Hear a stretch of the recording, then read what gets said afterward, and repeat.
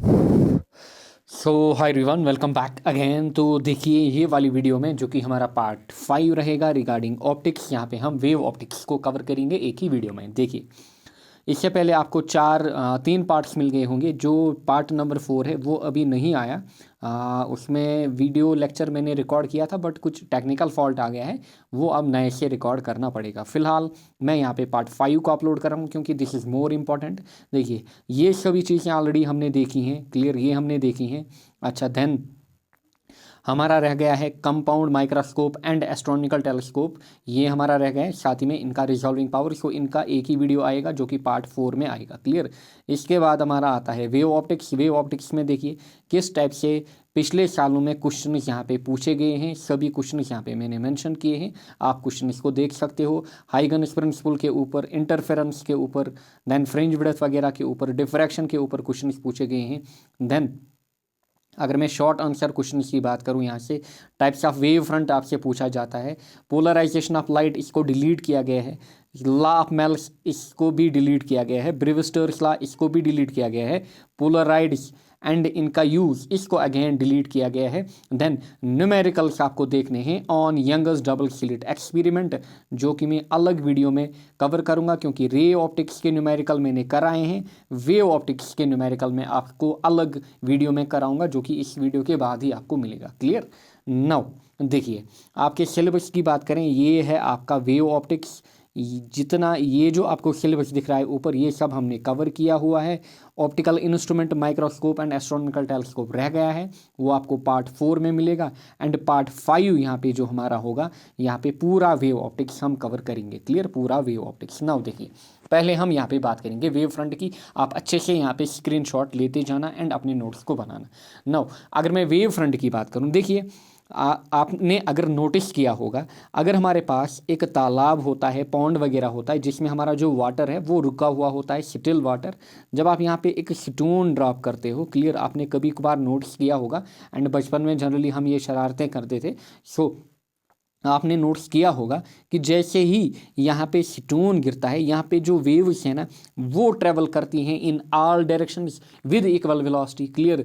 वो जो वेव्स हमारे पास होती हैं, they are travel in all directions with equal velocity, clear. इनकी सभी डायरेक्शंस में चलती हैं with same velocity, clear, same velocity. अच्छा, नाउ अगर आप यहाँ से देखोगे, फॉर एग्जांपल इस वाली वेव को देखोगे या फिर इस वाली वेव को देखोगे या फिर इस वाली वेव को देखोगे, फॉर एग्जांपल इस वाली वेव के जो पार्टिकल्स होंगे, अगर आप उनको सेंटर से देखोगे, सभी की डिस्टेंस क्या होगी सोर्स से, इसको हम बोलेंगे सोर्स। यहाँ पे जहाँ से हमारी वेव प्रोड्यूस हो रही है, यहाँ से, clear. So let me change the colour. अगर यहाँ पे कोई पार्टिकल हमारा है, देखिए सभी पार्टिकल क्या होंगे, इस पे इक्वी डिस्टेंट होंगे, क्लियर। जितने भी पार्टिकल होंगे एक सर्कल में, अच्छा, ये इक्वी डिस्टेंट होंगे। देयरफॉर ये सभी पार्टिकल्स जो होंगे, they will be vibrating in same phase. So ये जो पार्टिकल्स होंगे ये क्या कर रहे होंगे, सेम फेज में वाइब्रेट कर रहे होंगे। एंड इसी को बेसिकली यहाँ पे हम क्या बोलते हैं, इसी को बेसिकली यहाँ पे हम वेव फ्रंट बोलते हैं, क्लियर। इसी को हम बेसिकली यहाँ पे वेव फ्रंट बोलते हैं। सो वेव फ्रंट की डेफिनेशन आप लिखोगे, दिस इज द पाथ या फिर continuous slopes of all the particles in a medium which are vibrating in same phase, clear, which are vibrating in same phase, clear. So इनको हम बोलते हैं wave front. Now देखिए basically आप क्या कर सकते हो, फॉर एग्जांपल अगर मैं यहाँ पे वेव फ्रंट को बनाऊँ, दिस इज दी सोर्स, यहाँ पे वेट ए सेकंड, ये हमारा सोर्स यहाँ पे, ये इसके कारण हमारे पास ऐसे वेव फ्रंट प्रोड्यूस हो रहा है। देखिए ऐसे वेव फ्रंट बन रहा है यहाँ पे। आप क्या कर सकते हो, आप इस वेव फ्रंट को कैसे एज्यूम कर सकते हो, क्लियर। ये जो सरफेस है ना वेव फ्रंट की, ये वाली सरफेस, ये जो आपको दिख रही है, इसको आप एज्यूम कर सकते हो, यानी कि सरफेस ऑफ वेव फ्रंट जो हमारे पास है, इसको आप एज्यूम कर सकते हो एज क्रस्ट, क्लियर। इसको वेट ए सेकंड, ऐसे आप यहाँ पे वेव को एज्यूम कर सकते हो। सो जो सरफेस ऑफ वेव फ्रंट हमारे पास है, इसको आप एज्यूम कर सकते हो एज क्रस्ट। एंड ये जो आपको स्पेस दिख रही है, क्लियर, स्पेस दिख रही है, एम्प्टी स्पेस दो वेव फ्रंट्स के बीच, ये वाली स्पेस, इसको आप एज्यूम कर सकते हो ट्रफ। सो ये क्रस्ट, ये ट्रफ, ये क्रस्ट, एंड सिमिलरली यहाँ पे ट्रफ आएगा, क्लियर। सो ऐसे एक वेव एंड वेव फ्रंट को हम कंपेयर करते हैं, क्लियर। ऐसे हम वेव और वेव फ्रंट को कंपेयर हम करते हैं। सो ये तो हो गई वेव फ्रंट की बात, क्लियर, ये तो हो गई वेव फ्रंट की बात। नाउ अगर मैं टाइप्स ऑफ वेव फ्रंट की बात करूं, हमारे पास बेसिक जो टाइप्स होते हैं, आपके बोर्ड में क्वेश्चन पूछा जाता है। पहला हमारे पास होता है स्फेरिकल वेव फ्रंट, दूसरा हमारे पास होता है सिलेंड्रिकल वेव फ्रंट, तीसरा जो वेव फ्रंट हमारे पास होता है it is plane wave front, clear. Now spherical wave front की डेफिनेशन आपसे पूछी जाएगी, आप लिखोगे if the source of light, clear, if the source of light, if the source of light is a point source, clear, अगर हमारे पास जो सोर्स ऑफ लाइट है that is point source, very important, इसको हाईलाइट करना, clear, if the source of light is a point source, the wave fronts are, the wave fronts are, यहाँ पे आप लिखोगे the wave fronts are spherical, clear, wave fronts को हम क्या बोलते हैं, spherical wave front, clear, if the source of light is a point source. So point source को आप हाईलाइट करके रखेंगे। सो अगर हमारे पास एक पॉइंट सोर्स है, देखिए यहाँ पे अगर हमारे पास एक पॉइंट सोर्स है, सो हमारे पास जो वेव फ्रंट बनेंगे वो क्या बनेंगे, वो हमारे पास स्फेरिकल वेव फ्रंट बनेंगे या फिर स्फेरिकल वेव फ्रंट बनेगा। समझ में आया होगा, ऐसे आप डायग्राम भी बनाओगे। नाउ अगर मैं सिलेंड्रिकल वेव फ्रंट की बात करूँ, यहाँ पे आप लिखोगे simply if the source of light, clear, if the source of light is a linear source, if the source of light is a linear source, या फिर लाइन सोर्स भी आप लिख सकते हो, क्लियर, अगर हमारे पास लीनियर सोर्स है या फिर लाइन सोर्स है, सो आप लिखोगे the wave front, clear, wave fronts are cylindrical, clear, तब हमारे पास सिलेंड्रिकल वेव फ्रंट्स बनते हैं, क्लियर। सो लाइन सोर्स या फिर लीनियर सोर्स को आप हाईलाइट करोगे। सो अगर हमारे पास लाइन सोर्स होगा, देखिए ऐसे यहाँ पे मैं यहाँ पे लाइन सोर्स को बनाऊंगा ऐसे, वेट ए सेकंड, ऐसे यहाँ पे हमारा लाइन सोर्स बना, ये जो आपको दिख रहा है दिस इज लाइन सोर्स यहाँ पे, क्लियर, जैसे हमने जब गॉसेस लॉ पढ़ा था, क्लियर, हमने वहाँ पे एक वायर ली थी, अगर आपको याद होगा, clear, linear source, clear. So same यहाँ पे लीनियर सोर्स हमने यहाँ पे लिया है। सो देखिए होगा क्या, यहाँ पे इस लीनियर सोर्स के अलग अलग वेव फ्रंट्स बनेंगे, फॉर एग्जांपल इस पॉइंट पे अलग बनेंगे, इस पॉइंट पे अलग। सो यहाँ पे आपको क्या दिखेगा, यहाँ पे आपको एक सिलेंड्रिकल शेप दिखेगी, इसी को हम बोलते हैं सिलेंड्रिकल वेव फ्रंट, क्लियर, ये हो गया cylindrical wave front. Third type of wave front जो हमारे पास होता है it is plane wave front, clear, plane wave front. Plane wave front हमारे पास कब बनता है, सिंपली आप लिखोगे if the source of light, clear, if the source of light, clear, if the source of light is at an infinite distance, clear, if the source of light is an infinite distance, सो उस time जो हमारे पास wave front बनता है, the wave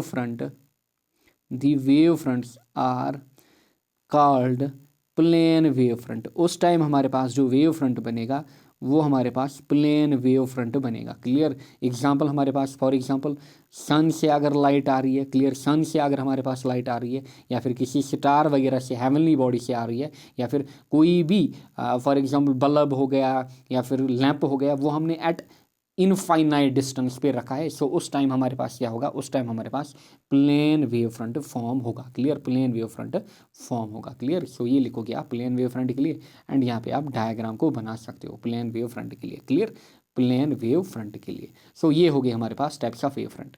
next हम बात करेंगे यहाँ पे हाइगनस थ्योरी की, क्लियर, नेक्स्ट हम यहाँ पे बात करेंगे हाइगनस थ्योरी की, यानी कि इसको हम वेव थ्योरी भी बोलते हैं यहाँ पे, या फिर हाइगनस प्रिंसिपल। देखिए बेसिकली हाइगन ने क्या किया, हाइगन ने जो वेव थ्योरी एक्सप्लेन की, इसने यहाँ पे बेसिकली लॉन्गिट्यूडनल वेव को दिमाग में रखते हुए कंसिडर किया है, क्लियर, लॉन्गिट्यूडनल वेव को, क्लियर, ध्यान में रखिएगा। यहाँ पे जो हाइगन है इसने लॉन्गिट्यूडनल वेव को लिया है, एंड हमारे पास जो यंग है, आगे जाकर आपको यंग से एक्सपेरिमेंट पढ़ना है, उसने बेसिकली ट्रांसवर्स वेव को कंसिडर किया है। सो हाइगन ने लॉन्गिट्यूडनल वेव, एंड जो हमारे पास यंग है उसने ट्रांसवर्स वेव को कंसिडर किया है। नाउ अगर हम बात करें यहाँ पे हाइगन्स प्रिंसिपल की, सो ये क्या कहता है, light travels in a medium in the form of wave front, clear. अब स्टेटमेंट्स यहाँ पे देखिए, पहली statement, every point on a given wave front, यानी कि primary wave front acts as a fresh source of disturbance and are called secondary wavelets. यहाँ पे आपको समझाते हैं, क्लियर, यहाँ पे आपको समझाते हैं। देखिए लेट हमारे पास ये हमारे पास पहले मेरे पास ये है सोर्स यहाँ पे, एंड ऐसे आप डायग्राम भी बनाओगे ताकि आपको समझ आएगा। ये मेरे पास है सोर्स, एंड ये सोर्स से लेट ऐसे मेरे ऐसे यहाँ पे मेरा वेव फ्रंट बन रहा है एंड इस वेव फ्रंट को मैं क्या बोलूँगा, primary wave front. Clear, primary wave front. So देखिए, every point on a given wave front यानी कि primary wave front act as fresh source of disturbance and are called secondary wavelet. Now ये जो हमने ब्लू से बनाया इसको हम बोलेंगे प्राइमरी वेव फ्रंट। यहाँ पे आप लिखोगे ये हो गया हमारा primary wave front. Clear, primary wave front हमारा। नाउ इसने क्या बोला, इस पे अगर आप कोई भी पॉइंट लोगे यानी कि every point on a given wave front यानी कि प्राइमरी वेव फ्रंट। क्लियर, हर एक पॉइंट अगर आप इस पे लोगे, क्लियर, जितने भी पॉइंट आप इस पे लोगे, फॉर एग्जांपल मैं यहाँ पे ले रहा हूँ, क्लियर, जितने भी पॉइंट आप इस पे ले रहे हो एक्ट एज, देखिए क्या बोल रहा है, act as fresh source of disturbance and are called secondary wavelet. इनको हम ये एक्ट करेंगे as fresh source of disturbance, इनके डिस्टर्बेंस की तरह काम करेंगे एंड इनको हम बोलेंगे सेकेंडरी वेवलेट। क्या बोलेंगे, सेकेंडरी वेवलेट। सो यहाँ पे मैं बनाऊंगा, ये मैंने बनाई सोर्स ऑफ डिस्टर्बेंस, सो इन्हीं को हम क्या बोलेंगे, सेकेंडरी वेवलेट्स। देखिए क्लियर, इन्हीं को हम क्या बोलेंगे, सेकेंडरी वेवलेट्स। देखिए क्लियर। सो रेड से मैंने यहाँ पे क्या बनाया, रेड से मैंने यहाँ पे बनाए secondary wavelet. Clear, secondary 2 degree wavelet क्या मैंने बनाया यहाँ पे, सेकेंडरी वेवलेट। क्लियर। नाउ देखिए क्या बोल रहा है, द सेकेंडरी वेवलेट ट्रेवल और separate in all direction with the speed of light in the medium. जो ये सेकेंडरी वेवलेट होंगे, क्लियर, ये क्या ट्रेवल करेंगे, सभी डायरेक्शन में with the speed of light. अच्छा, थर्ड पॉइंट क्या बोल रहा है, a tangent touching these secondary wavelets in the forward direction at any instant of time give secondary wave front.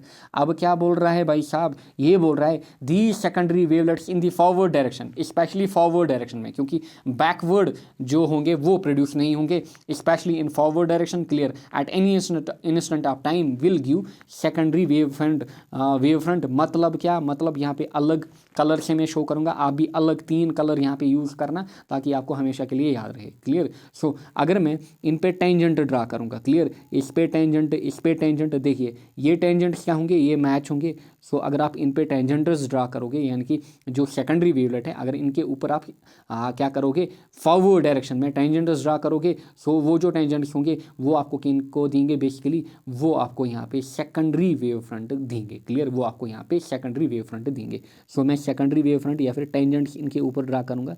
देखिए इस सरफेस के ऊपर टेंजेंट जो कि इसको जस्ट टच करे, जो कि सरफेस को जस्ट टच करे। देखिए ये इस सरफेस पे टेंजेंट, ये इस सरफेस पे टेंजेंट, ये इस सरफेस पे टेंजेंट, सिमिलरली ये इस सरफेस पे टेंजेंट।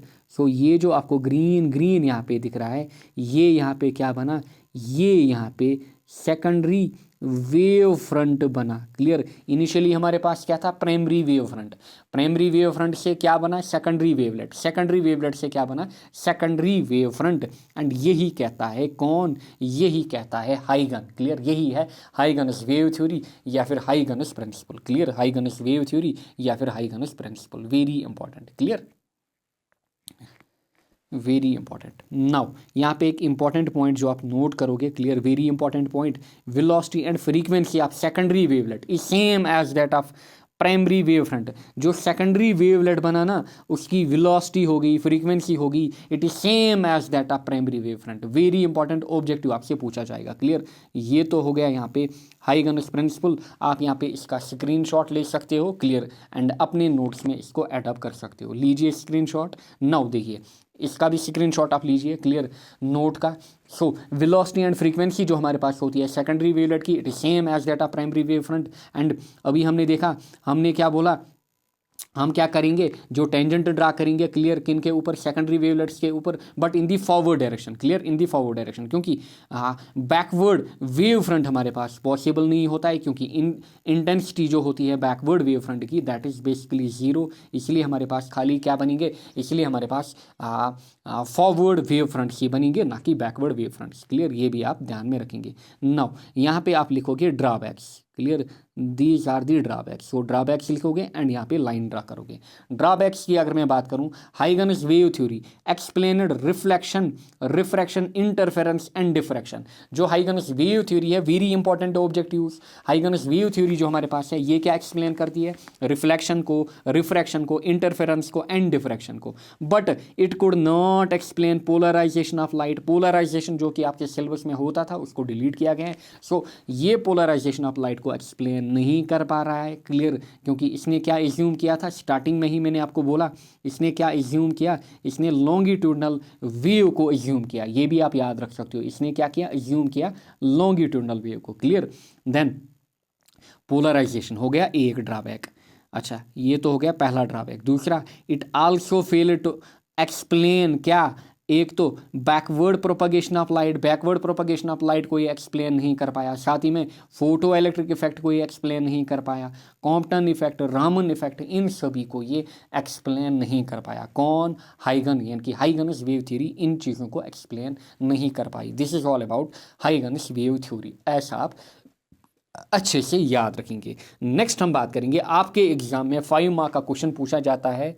आप बोलिए जो हमारे पास रिफ्लेक्शन है या फिर laws of reflection and laws of refraction, इनको प्रूव करके दीजिए by Huygens wave theory. Clear, Huygens wave theory. So पहले आप इसका स्क्रीनशॉट लोगे या फिर आप ये लिखोगे। Clear, consider a plane mirror A dash B dash and a plane wavefront MN is incident on the mirror at an angle I, या फिर consider a plane mirror AB आप लीजिए। देखिए यहाँ पे, देखिए यहाँ पे ऐसे आप यहाँ पे बनाओगे, वेट ए सेकंड, ऐसे आप बनाओगे मिरर AB। क्लियर, ये आपने क्या बनाया, ये आपने मिरर ए बी बनाया यहाँ पे। क्लियर, मिरर ए बी यहाँ पे बनाया। अच्छा, consider a plane mirror A B and a plane wave front M N is incident on mirror at an angle I. Clear, so यहाँ पे हमारे पास क्या है, यहाँ पे हमारे पास बोल रहा है एक प्लेन वेव फ्रंट है। क्लियर, एक प्लेन वेव फ्रंट है जिसका नाम हमारे पास क्या है, एम एन। सो यहाँ पे मैं वेव फ्रंट को बनाऊंगा, वेट ए सेकंड, यहाँ से मैं वेव फ्रंट को बनाऊंगा।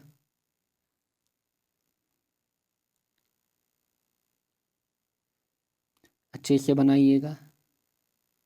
सो ये मैंने एक वेव फ्रंट बनाया। अच्छा, यहाँ से एम, क्लियर, अच्छा ये पॉइंट एन। क्लियर, यानी कि एम एन वेव फ्रंट हमारे पास है। क्लियर, यानी कि ये हमारे पास क्या है, प्राइमरी वेव फ्रंट। बेसिकली ये हमारे पास क्या है, basically primary wave front at an angle I.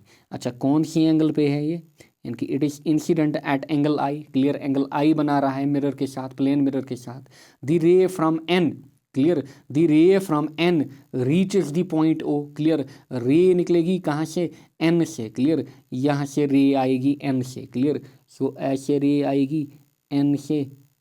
Clear, ये रे आई। क्लियर, यहाँ से मैं ऐसे एरो एरो दिखाऊंगा क्योंकि हाँ, इसका मतलब कि रे एन से निकल रही है। क्लियर, एंड स्ट्राइक कहाँ पे कर रही है, स्ट्राइक कर रही है ओ पे। क्लियर, स्ट्राइक कर रही है ओ पे। In this, the ray from N reaches the point O. In the same given time, the ray from M gets reflected to point P. Clear? So M से एक और reflected ray निकलेगी। Clear? For example, अगर आप किसी भी instance पे यहाँ पे ये मानोगे कि ऐसे यहाँ पे रे आ रही है। क्लियर, ऐसे हमारे पास रे आ रही है, इंसिडेंट रे। क्लियर, ऐसे हमारे पास रे आ रही है, इंसिडेंट रे। एंड रे जो हमारे पास होती है, it is always perpendicular on wave front. Clear, so ऐसे हमारे पास रे आई। सिमिलरली एन से भी रे आई। क्लियर, इसने कहाँ पे स्ट्राइक किया, ओ पे स्ट्राइक किया। अच्छा, जो रे यानी कि एम पॉइंट पे आई, सो यहाँ से ये रिफ्लेक्ट बैक हो जाएगी। सो ऐसे ये रिफ्लेक्ट बैक होगी एंड लेट ये किधर की ओर जाएगी, ऐसे जाएगी। क्लियर, ऐसे जाएगी and it gets reflected to point P. Clear, it gets reflected to point P. So point P इसको मैं नाम दूंगा, यहाँ तक ये रिफ्लेक्ट हो जाएगी। सो जब आप ओ एन को ज्वाइन करोगे, क्लियर, यहाँ पे जब आप ओ एन को ज्वाइन करोगे, ये हो गया ओ एन। क्लियर, ये हो गया O N and O N जो यहाँ पे हमारा बना, this is secondary wave front. Clear, ये हमारा बना सेकेंडरी वेव फ्रंट। क्लियर, ये हमारा बना secondary wave front and M N हमारे पास क्या है, एम एन जो हमारे पास है, it is primary wave front.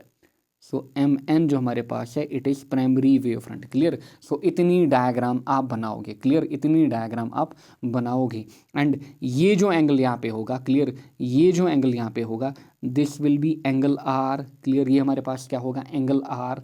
And यहाँ से आपको क्लियरली दिख रहा है, यहाँ से आपको क्लियरली दिख रहा है कि ये जो एंगल है दिस इज़ 90 डिग्री।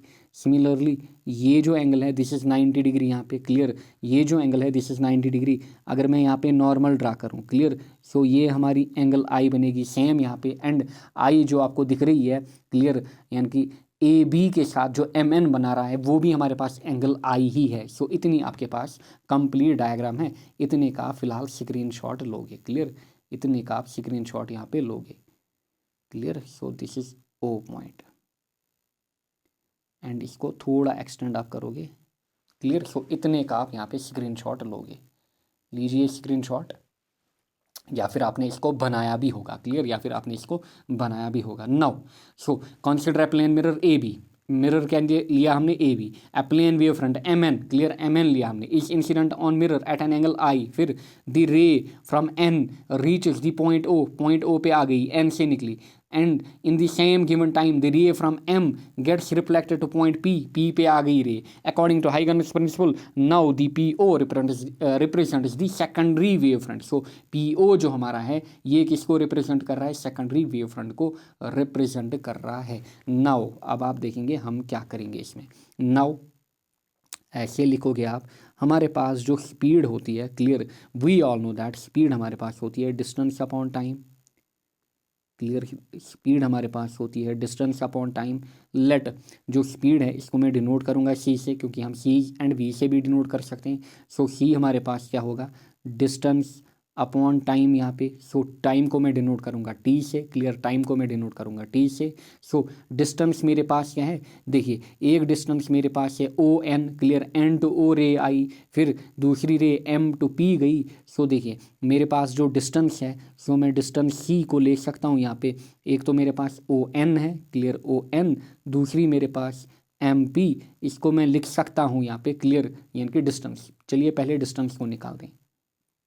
पहले यहाँ पे डिस्टेंस को निकालते हैं और इसी इक्वेशन से मैं निकालूंगा डिस्टेंस मेरे पास जो होगी दैट विल बी, डिस्टेंस जो मेरे पास होगी, distance will be equal to velocity into time, ताकि आपको कन्फ्यूजन ना हो। क्लियर। सो डिस्टेंस मेरे पास हैं दो। देखिए देखिए देखिए देखिए, एक तो एम पी वाली, क्लियर, एक तो एम पी वाली, दूसरी मेरे पास एन ओ वाली। क्लियर। दूसरी मेरे पास एन ओ वाली। समझ में आया होगा। सो डिस्टेंस को मैं लिख सकता हूँ यहाँ पे, एक मेरे पास है ओ एन। सो डिस्टेंस या तो मैं ओ एन लूँगा रे की, या तो मैं यहाँ पे एम पी लूँगा। This will be equal to C into T, क्योंकि जितना टाइम एन को ओ जितना टाइम रे को एन से ओ जाने में लग रहा है, उतना टाइम रे को एम से पी जाने में लग रहा है। क्लियर। एम से पी जाने में लग रहा है। समझ में आया होगा। Clear. So O N is equal to M P is equal to C into T. Clear. Is equal to C into T.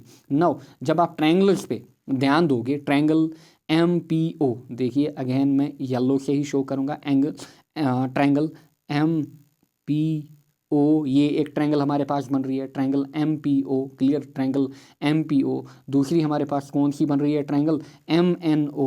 Clear. M N O, ये हमारे पास दूसरी ट्रायंगल बन रही है। एंड दोनों में कॉमन क्या है, दोनों में कॉमन एम ओ हमारे पास है। क्लियर। दोनों में हमारे पास एम ओ कॉमन है। सो मैं लिखूंगा in triangle, clear, in triangle M P O. Clear. In triangle M P O and M N O, M P O and M N O. Clear. In triangle M P O and M N O हम लिखेंगे। So wait a second, diagram को मैं इधर की ओर लाऊंगा। Wait a second,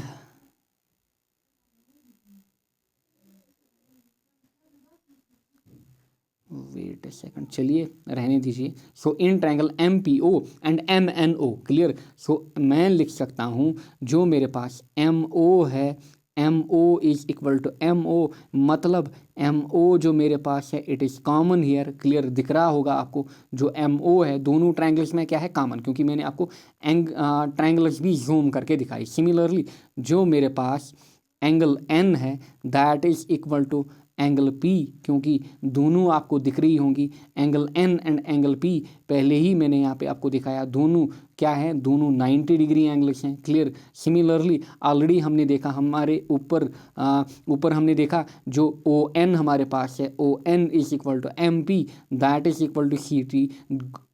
मतलब अगर इतनी कंडीशंस हमारी सेम निकल रही है, अगर इतनी कंडीशंस हमारी दो ट्रायंगल्स में सेम निकल रही है, क्लियर। सो ये थी पहली ट्रायंगल हमारी, क्लियर, एंड ये हमारी दूसरी ट्रायंगल। सो अगर इतनी कंडीशंस हमारी सेम निकल रही है, MO दोनों में कॉमन है, and angle N is equal to angle P, अच्छा साथ ही में जो ON है that is equal to MP, therefore मैं कह सकता हूँ यहाँ पे जो ट्रायंगल्स हैं दे आर सिमिलर, क्लियर, या फिर कनकरेंट।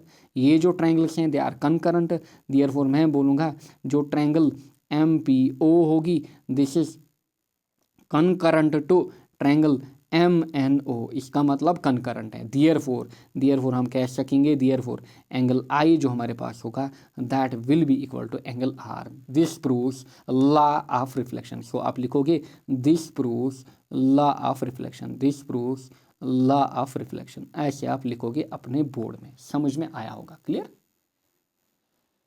सो इतना आपने ऑलरेडी स्क्रीनशॉट लिया है। नाउ लीजिए फिर से, नाउ स्पीड हमारे पास डिस्टेंस अपॉन टाइम, फिर यहाँ से हमने डिस्टेंस निकाली C/T, फिर हमने ON लिखा equal to MP equal to CT, then हमने ट्रायंगल्स लिए MPO एंड MNO, फिर यहाँ से क्या निकला, in triangle MPO and MNO हमारे पास MO common, angle N equal to angle P, दोनों क्या है यहाँ पे आप लिख सकते हो both are 90 degree, clear, both are 90 degree, फिर ON is equal to MP, clear. Therefore triangles क्या होंगे, कनकरेंट, देयरफॉर एंगल I जो होगा that will be equal to angle R। So ये जो एंगल होगा this angle will be equal to this angle. So ये हो गया प्रूव पहला, clear, reflection of light on the base of wave theory. Next देखिए, reflection of light on the base of wave theory. Again यहाँ पे reflection नहीं है, sorry, यहाँ पे आप लिखना रिफ्रैक्शन, रिफ्लेक्शन को रब करना, क्योंकि अब हम देखेंगे रिफ्रैक्शन, क्लियर, रिफ्रैक्शन, क्लियर, क्योंकि पहले हमने लॉस ऑफ रिफ्लेक्शन को यहाँ पे प्रूव करके दिया। नाउ अब हम देंगे क्या, रिफ्रैक्शन ऑफ लाइट को प्रूव करके यहाँ पे, क्लियर, रिफ्रैक्शन ऑफ लाइट को प्रूव करके, क्लियर। नाउ देखिए अगेन आप लिखोगे वही चीज़ें, consider a plane mirror AB and a plane wave front MN is incident on mirror at an angle I, the ray from N reaches the point O in the same given time. इतना इतना आप लिखोगे, clear, इतना इतना आप लिखोगे। Consider a mirror AB and a plane wave front is इतना, अच्छा wait a second, wait A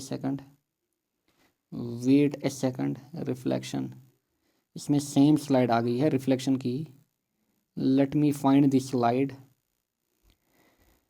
light 5 ताकि जल्दी हो जाए। लाइट 5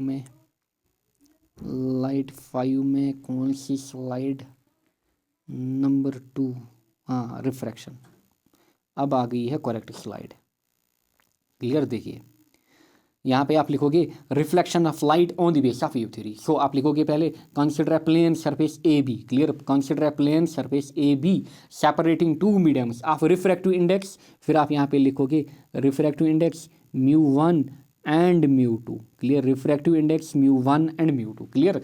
अच्छा सो आपने क्या लिखा पहले, consider a plane surface AB separating two mediums of refractive index μ1 and μ2, clear, μ1 and μ2, जहाँ पे आप ये लिख के रखोगे μ2 जो है it is greater than μ1, clear, μ2 जो है it is greater than μ1, clear, ये भी आप लिख के रखोगे, क्लियर।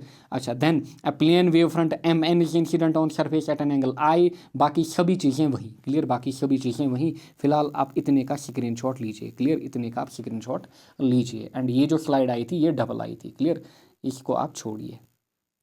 सो इतने का आप स्क्रीनशॉट यहाँ पे ले सकते हैं। नाउ मैं डायग्राम बनाऊंगा, क्लियर, मैं बनाऊंगा डायग्राम। देखिए हमारे पास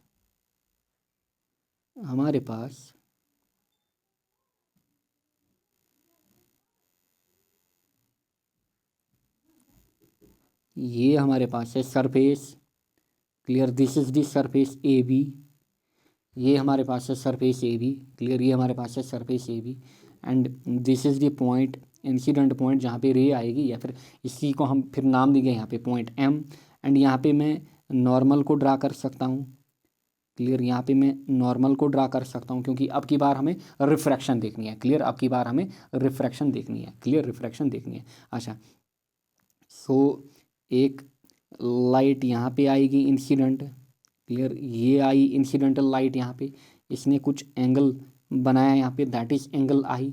फिर यहाँ से हम क्या करेंगे, यहाँ से हम एक वेव फ्रंट को कंसिडर करेंगे, वही वेव फ्रंट यानी कि एम एन वाला wave front. Clear, M N वाला वेव फ्रंट। एंड ये हमारे पास क्या है, प्राइमरी वेव फ्रंट मैं लिखूंगा, वेव फ्रंट डब्ल्यू एफ, ये हमारे पास है प्राइमरी वेव फ्रंट। क्लियर।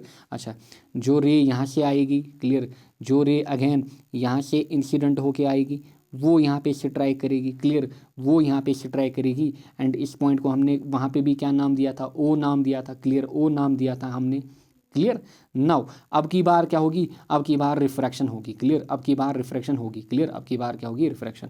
सो एक रे आएगी, वो यहाँ से जाएगी। क्लियर, एक रे आएगी, वो यहाँ से जाएगी एंड रिफ्रैक्ट होके किधर जाएगी, पॉइंट पी पे। लेट, किधर, पॉइंट पी पे। नाउ जब आप ओ पी को यहाँ पे ज्वाइन करोगे, क्लियर, जब आप ओ पी को यहाँ पे ज्वाइन करोगे, सो ओ पी जो होगा हमारा, ये हमारा यहाँ पे क्या बनेगा, ये हमारा सेकेंडरी वेव फ्रंट बनेगा। क्लियर, ओपी हमारा सेकेंडरी वेव फ्रंट बनेगा। एंड जो एम एन हमारा है, it is primary wave front. ये हमारा क्या है यहाँ पे, प्राइमरी वेव फ्रंट। पॉइंट्स भी आपके पास गिवन है, ओ एम एन पी यहाँ पे। Clear, O M M N P. And साथ ही में इसको आप एंगल आई ले सकते हो यहाँ पे। क्लियर, इसको आप एंगल आई ले सकते हो यहाँ पे। एंड इस एंगल को आप एंगल आर ले सकते हो यहाँ पे। क्लियर, इस एंगल को एंगल आर ले सकते हो यहाँ पे। बोलिए बोलिए, फिर बोलिए यहाँ पे। क्लियर, बोलिए, ये जो डिस्टेंस है एम टू एन, ये डिस्टेंस कितनी होगी, this will be equal to C into T. Clear, this will be equal to C into T. Clear, C one into T. अच्छा, सिमिलरली ये कितना होगा हमारे पास, एम पी, ये होगा C two into T. Clear, C two into T, या फिर आप वी भी ले सकते हो, आपकी मर्जी, सी लो या फिर वी लो। चलिए इस बार वी लेंगे क्योंकि यहाँ पे हम दो मीडियम्स कंसिडर करेंगे। Clear, so this will be v one into t and ये हमारे पास क्या होगा, v two into T. Clear, v two into t. So इतनी डायग्राम आप बनाओगे। क्लियर, इतनी डायग्राम आप बनाओगे या फिर इतने का आप स्क्रीनशॉट ले सकते हो। क्लियर, बाकी मैं इस स्लाइड में कराऊंगा। Now according to Huygens principle, now PO represents the secondary wave front. Clear, making angle R. Clear, making angle R. OP क्या है, secondary wave front. Clear, ये क्या हमारे पास है, सेकेंडरी वेव फ्रंट। देखिए अगेन हमारे पास जो ट्रायंगल्स बन रही है, let me show you.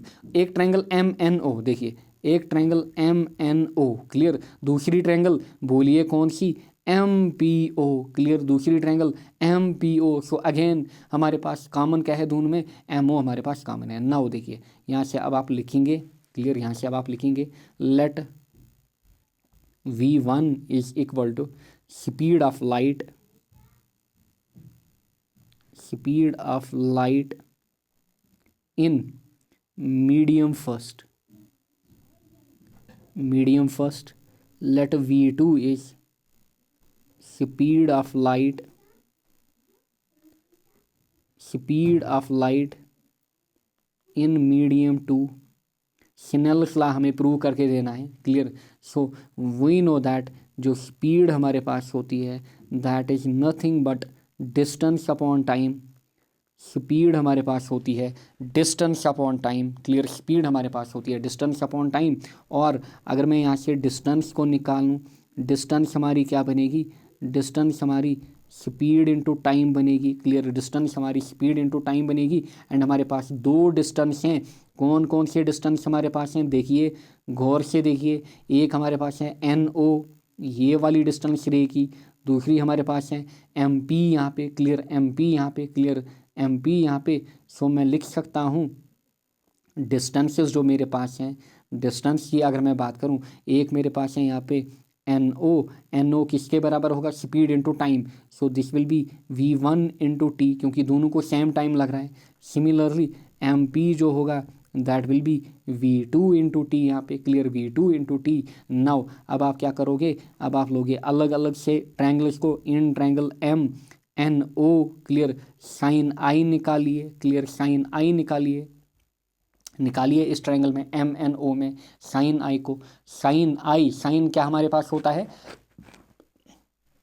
Some people have, clear, some people have. So perpendicular हमारे पास कौन सा है, इसमें क्लियरली दिख रहा होगा ये है, क्योंकि ये है राइट एंगल ट्रायंगल। सो ये हमारा परपेंडिकुलर होगा, एन ओ जो हमारे पास होगा ये परपेंडिकुलर होगा, क्लियर। एंड देखिए एन ओ जो हमारे पास होगा ये इसमें क्या होगा, परपेंडिकुलर। एंड क्लियरली आपको दिख रहा होगा जो एम ओ हमारे पास है, सम पीपल हैव, सो ये हमारे पास हाइपोटेन्यूज होगा, क्योंकि ये हमारी बेस होगी, क्लियर। ऐसे जब आप ट्रायंगल को देखोगे, क्लियर, ऐसे जब आप ट्रायंगल को यहाँ पे देखोगे, क्लियर। सो अब आप लिखोगे साइन आई जो हमारे पास होता है, साइन होता है perpendicular upon hypotenuse, clear, perpendicular upon hypotenuse. So ये मैं नहीं लिखूंगा, आप डायरेक्टली लिखोगे परपेंडिकुलर हमारे पास क्या है, एन ओ, अच्छा, हाइपोटेन्यूज एम ओ। अच्छा बोलिए एन ओ किसके बराबर, नीचे लिखते हैं। सो बोलिए एन ओ किसके बराबर, V1 इंटू टी। अच्छा एम ओ क्या हमारे पास है, एम ओ हमारे पास अभी कॉमन निकलेगा, clear. So this is equation 1। Similarly in triangle दूसरी ट्रायंगल में आइए, clear, in triangle M P O, clear, M P O में आप क्या निकालोगे, साइन आर निकालोगे, क्लियर, साइन आर निकालोगे यहाँ पे, क्लियर। एंड अगेन देखिए ट्रायंगल हमारे पास क्या है, देखिए ये हमारे पास है राइट एंगल ट्रायंगल, क्लियर, ये हमारे पास है राइट एंगल ट्रायंगल, क्योंकि यहाँ पे एंगल क्या है, एंगल पी हमारे पास 90 डिग्री है बेसिकली। सो यहाँ से निकालिए sine R, again some people have. So perpendicular हमारा कौन सा बन रहा है, M P, hypotenuse M O बन रहा है, क्लियर, हाइपोटेन्यूज यहाँ पे एम ओ बन रहा है, समझ में आ रहा होगा, क्लियर। सो मैं लिखूंगा यहाँ पे साइन आर हमारे पास एम पी अपॉन एम ओ, clear, M p upon m ओ, और I will write it as m p किसके बराबर, V2T अपॉन में एम ओ यहाँ पे। सो इसको मैं नाम दूंगा इक्वेशन 2। नाउ अब आप क्या करोगे, इक्वेशन 1 एंड 2 को यहाँ पे इक्वेट करोगे या फिर डिवाइड करोगे, क्लियर, डिवाइडिंग या फिर डिवाइड 1/2, यानी कि sine I by sine R आप निकालोगे, sine I by sine R जब आप निकालोगे, सो ये क्या निकलेगा, sine I V1 into T divide by M O divide by V2 into T divide by M O, clear, divide by M ओ और M ओ यहाँ से जाएगा, आपके पास क्या बचेगा, V1T divide by V2T, clear, V2T। सो क्योंकि एम ओ और एम ओ यहाँ से जाएगा, क्लियर। सो आपके पास क्या निकला, sine I by sine R, V1T V2T, T और टी अगेन यहाँ से गया, आपके पास क्या निकलेगा, आपके पास यहाँ पे निकलेगा डायरेक्टली निकलेगा sine I divide by sine are किसके बराबर निकलेगा, V1 अपॉन V2 के बराबर, क्लियर, V1 अपॉन V2 के बराबर निकलेगा, क्लियर, V1 अपॉन V2 के बराबर निकलेगा। फिलहाल आप इस इक्वेशन को नाम दोगे यहाँ पे इक्वेशन 3, क्लियर, इक्वेशन 3 यहाँ पे, clear. Now we know that mu and V के बीच इनवर्स रिलेशन हमारे पास है, क्लियर, म्यू एंड वी के बीच हमारे पास इनवर्स रिलेशन होती है। यहाँ से आप लिखोगे वी हैव जो म्यू हमारे पास होता है it is basically C into V, और अब आप यहाँ से लिखोगे μ1 रिफ्रैक्टिव इंडेक्स फर्स्ट की, सो it is C upon V1। Similarly यहाँ से आप V1 को निकाल सकते हो, आप लिखोगे V1 जो हमारे पास होगा ये किसके बराबर होगा, V1 होगा हमारे पास C अपॉन μ1 के बराबर, C अपॉन μ1 के बराबर, क्योंकि आपको जो इक्वेशन 3 है इसमें आपको क्या लाना है, म्यू को बेसिकली लाना है, क्लियर। सो V1 हमारे पास होगा C अपॉन μ1। सिमिलरली अगर V1 है C अपॉन μ1 के बराबर, V2 किसके बराबर होगा, V2 होगा C अपॉन μ2 के बराबर। इसको नाम दीजिए इक्वेशन 4, इसको नाम दीजिए इक्वेशन 5, 4 और 5 को पुट करिए इक्वेशन 3 में, क्लियर। अब आप लिखोगे फ्रॉम इक्वेशन 3 या फिर डायरेक्टली लिखोगे आप फ्रॉम 3, हमारे पास sine I upon sine are किसके बराबर होगा, साइन आई अपॉन साइन आर होगा C upon μ1 whole divide by C upon μ2 के बराबर, क्लियर। सो यहाँ से गायब क्या होगा, C और C। सो μ2 जो है ये ऊपर जाएगा एंड μ1 नीचे आएगा, so this will be μ2 upon में μ1, क्लियर, μ2 अपॉन में μ1। सो ये हमारे पास प्रूव हो गया, sine I by sine are हमारे पास होता है μ2 अपॉन μ1 और this is equal to mu, clear. Hence यहाँ पे आप लिखोगे hence Hence, laws of refraction are proved. Laws of refraction are proved. Clear? Hence, laws of refraction are proved. So इतना आपको लिखना है. क्लियर? स्क्रीनशॉट्स आप ले सकते हैं. इतने का आपने ऑलरेडी स्क्रीनशॉट लिया होगा. क्लियर? नाउ लीजिए speed of light in medium 1, फिर speed of light in medium 2, फिर हमने क्या किया, एन ओ और एम पी को निकाला, फिर ट्रायंगल एम एन ओ लिया. क्लियर? देखिए, फिर हमने ट्रायंगल एम एन ओ लिया, फिर ट्रायंगल एम पी ओ लिया. क्लियर? यहाँ से साइन आई और साइन आर को निकाला. क्लियर? जब साइन आई और साइन आर को निकाला, फिर इनका क्या किया, इनका डिवीजन किया. क्लियर? इनका डिवीजन किया. क्लियर? फिर हमारे पास इक्वेशन 3 बनी, sine I by sine R equal to V1/V2. फिर हमें रिलेशन पता है, mu equal to C upon V. यहाँ से हमने निकाला V1 and V2. V1 and V2 हमारे पास क्या निकला, V1 एंड V2 हमारे पास निकला C upon mu 1 and C upon mu 2. फिर इनको हमने इक्वेशन 3 में पुट किया. हमारे पास प्रूव हो गया फाइनली जो साइन आई अपॉन साइन आर होता है, it is mu 2 upon mu 1 और it is equal to mu. Clear? ये तो हो गई हाइगन की बात. आगे बढ़ते हैं, बात करेंगे नाउ हम इंटरफेरेंस की. क्लियर? देखिए नाउ कोहेरेंट सोर्स.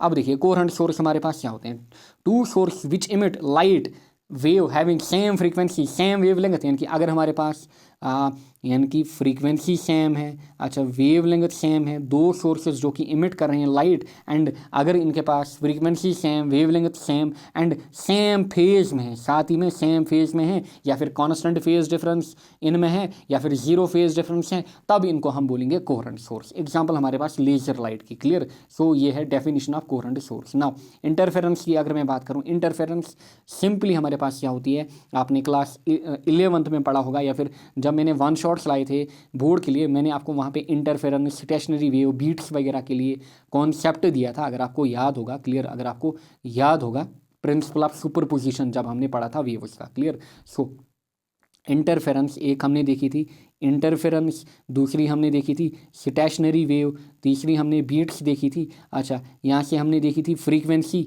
एंड यहाँ से डायरेक्शन. इंटरफेरेंस में क्या हो रहा था, जो फ्रीक्वेंसी थी वो इक्वल थी एंड डायरेक्शन भी सेम थी. स्टेशनरी वेव के लिए अगेन फ्रीक्वेंसी इक्वल दो वेव्स की, बट डायरेक्शन क्या होगी, अपोजिट. बीट्स के लिए फ्रीक्वेंसी आप टू वेव्स नियरली इक्वल, अच्छा डायरेक्शन क्या होगी, सेम. सो ये कंडीशन हमने देखी थी, अगर आपको याद होगा. सो इंटरफेरेंस ऑफ लाइट हमारे पास क्या है, when two light waves of equal frequency, देखिए इक्वल फ्रीक्वेंसी हैविंग कांस्टेंट और जीरो फेज डिफरेंस, यानी कि कोहेरेंट सोर्स होंगे travelling in same direction. So equal frequency same direction. So ये क्या करेंगे, सुपर पोज करेंगी. क्लियर? एंड बेसिकली यहाँ से एनर्जी का रिडिस्ट्रीब्यूशन होगा. सो इस फिनोमेना को हम बोलते हैं interference of light. So the intensity of light in the region of superposition gets redistributed and becomes maximum at some point and minimum at the other.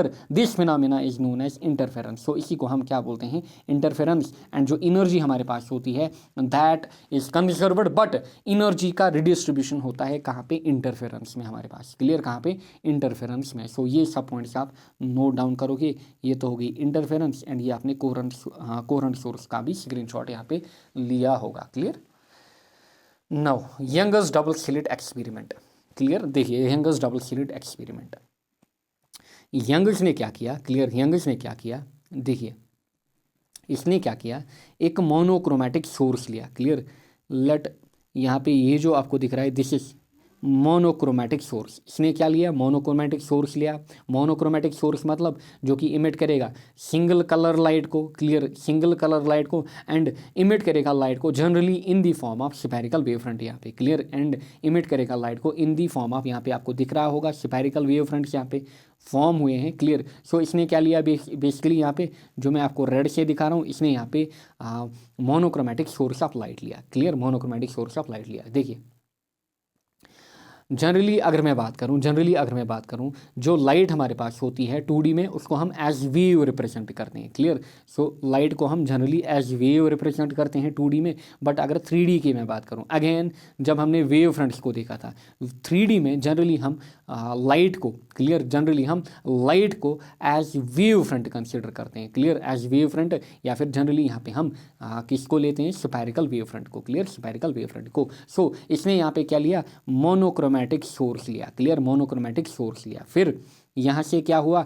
यहाँ से हमारे पास देखिए वेव फ्रंट्स फॉर्म हुए, क्लियर, वेव फ्रंट्स फॉर्म हुए and आगे जाकर कुछ दूरी पे इसने यहाँ पे दो स्लिट्स लिए, slit S1 and S2, clear, slit S1 and S2, clear, slit S1 and S2 यहाँ पे, clear, slit S1 and S2। Basically इससे पहले भी एक स्लिट हमारे पास होती है, क्लियर, इससे पहले भी हमारे पास एक स्लिट S होती है, क्लियर, एक स्लिट S होती है। देखिए वेट ए सेकंड, बेसिकली क्या होता है, इससे पहले भी हम यहाँ पे एक और स्लिट को ले सकते हैं, क्लियर, एक और स्लिट को ले सकते हैं जिसका नाम हमने एस रखा, क्लियर, जिसका नाम हमने एस रखा। यहाँ से वेव फ्रंट्स बनते गए एंड आगे जाकर हमारे पास दो और स्लिट्स हैं यहाँ पे, let me change the colour, दो और यहाँ पे हैं S1 एंड S2, क्लियर, दो और स्लिट्स यहाँ पे हैं S1 and S2, clear, and जिनके बीच जो डिस्टेंस बेसिकली हमारे पास है it is small D, clear, इनके बीच जो डिस्टेंस हमारे पास होती है इसको हम स्मॉल डी कंसिडर करते हैं। एंड आगे ये जो आपको दिख रही है दिस इज स्क्रीन, यहाँ पे आगे हमारे पास एक स्क्रीन लगी हुई है एंड ये जो स्क्रीन है, क्लियर, ये जो स्क्रीन हमारे पास है इसको हम कैपिटल डी डिस्टेंस की दूरी पे लेते हैं। कितनी डिस्टेंस, कैपिटल डी डिस्टेंस की दूरी पे। सो होगा क्या, यहाँ से क्या होगा, यहाँ से अब लाइट जाएगी, आप देख रहे हो यहाँ से इस सोर्स से भी लाइट, इस स्लिट से भी लाइट जाएगी। सो अल्टरनेटिवली क्या होगा, ये जो स्क्रीन आपको दिख रही है यहाँ पे हमारे पास alternate dark and bright fringes यहाँ पे बनेंगे, क्लियर, एंड सेंट्रल फ्रिंज जो हमारे पास बनेगा वो ब्राइट, उसके बाद डार्क बनेगा, क्लियर, ब्लैक से मैं शो करूँगा, उसके बाद डार्क बनेगा, फिर यहाँ पे डार्क बनेगा, क्लियर, फिर यहाँ से ब्राइट बनेगा, क्लियर, फिर बीच में डार्क, फिर ब्राइट, फिर डार्क, फिर ब्राइट, यहाँ से भी dark bright, dark bright, dark bright बनता जाएगा। इस हिसाब से हमारे पास फ्रिंजेस बनते हैं, क्लियर, यहाँ पे डार्क, फिर ब्राइट, फिर डार्क, फिर ब्राइट, क्लियर, एंड यहाँ पे आपको स्क्रीन ऐसे, क्लियर, ये है ऊपर वाला view, this is top view, इसको हम बोलते हैं top view, this is front view. Front view में आपको ऐसे दिखेगा, क्लियर। सो देखिए जब स्लिट से लाइट गई, इस स्लिट से लाइट गई, इस स्लिट से लाइट गई, ये जो आपको दिख रही है ये हमारे पास क्या है, this is screen here, clear, ये जो आपको दिख रही है दिस इज स्क्रीन हियर। देखिए ये जो आपको लाइट दिख रही है यहाँ पे सेंट्रल ब्राइट फ्रिंज बना, फिर यहाँ पे देखिए डार्क फ्रिंज बना, फिर देखिए ब्राइट फ्रिंज बना, फिर यहाँ पे डार्क बनेगा, क्लियर। यहाँ पे देखिए सेंट्रल क्या है, ब्राइट, फिर डार्क आपको दिख रहा होगा, फिर आपको ब्राइट दिख रहा होगा, यहाँ पे समझ में आ रहा होगा। Let me zoom this again,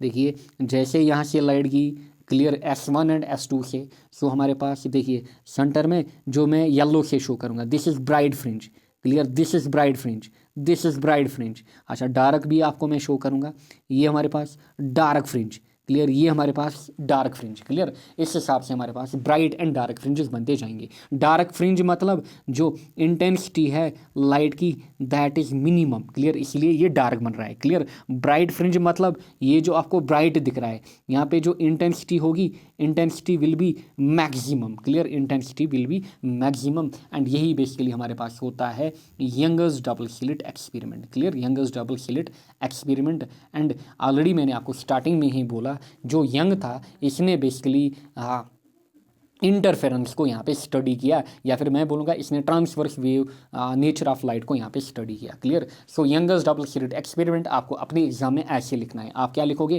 consider a narrow slit S, ये जो मैंने आपको यहाँ पे दिखाया, अब आप इसको ही अपने तरीके से जियोमेट्री के तरीके से आप बनाओगे, क्लियर। सो यहाँ पे आप बनाओगे, देखिए पहले आप बनाओगे यहाँ पे सोर्स, डायग्राम को मैं थोड़ा जूम करूँगा, पहले आप यहाँ पे सोर्स बनाओगे।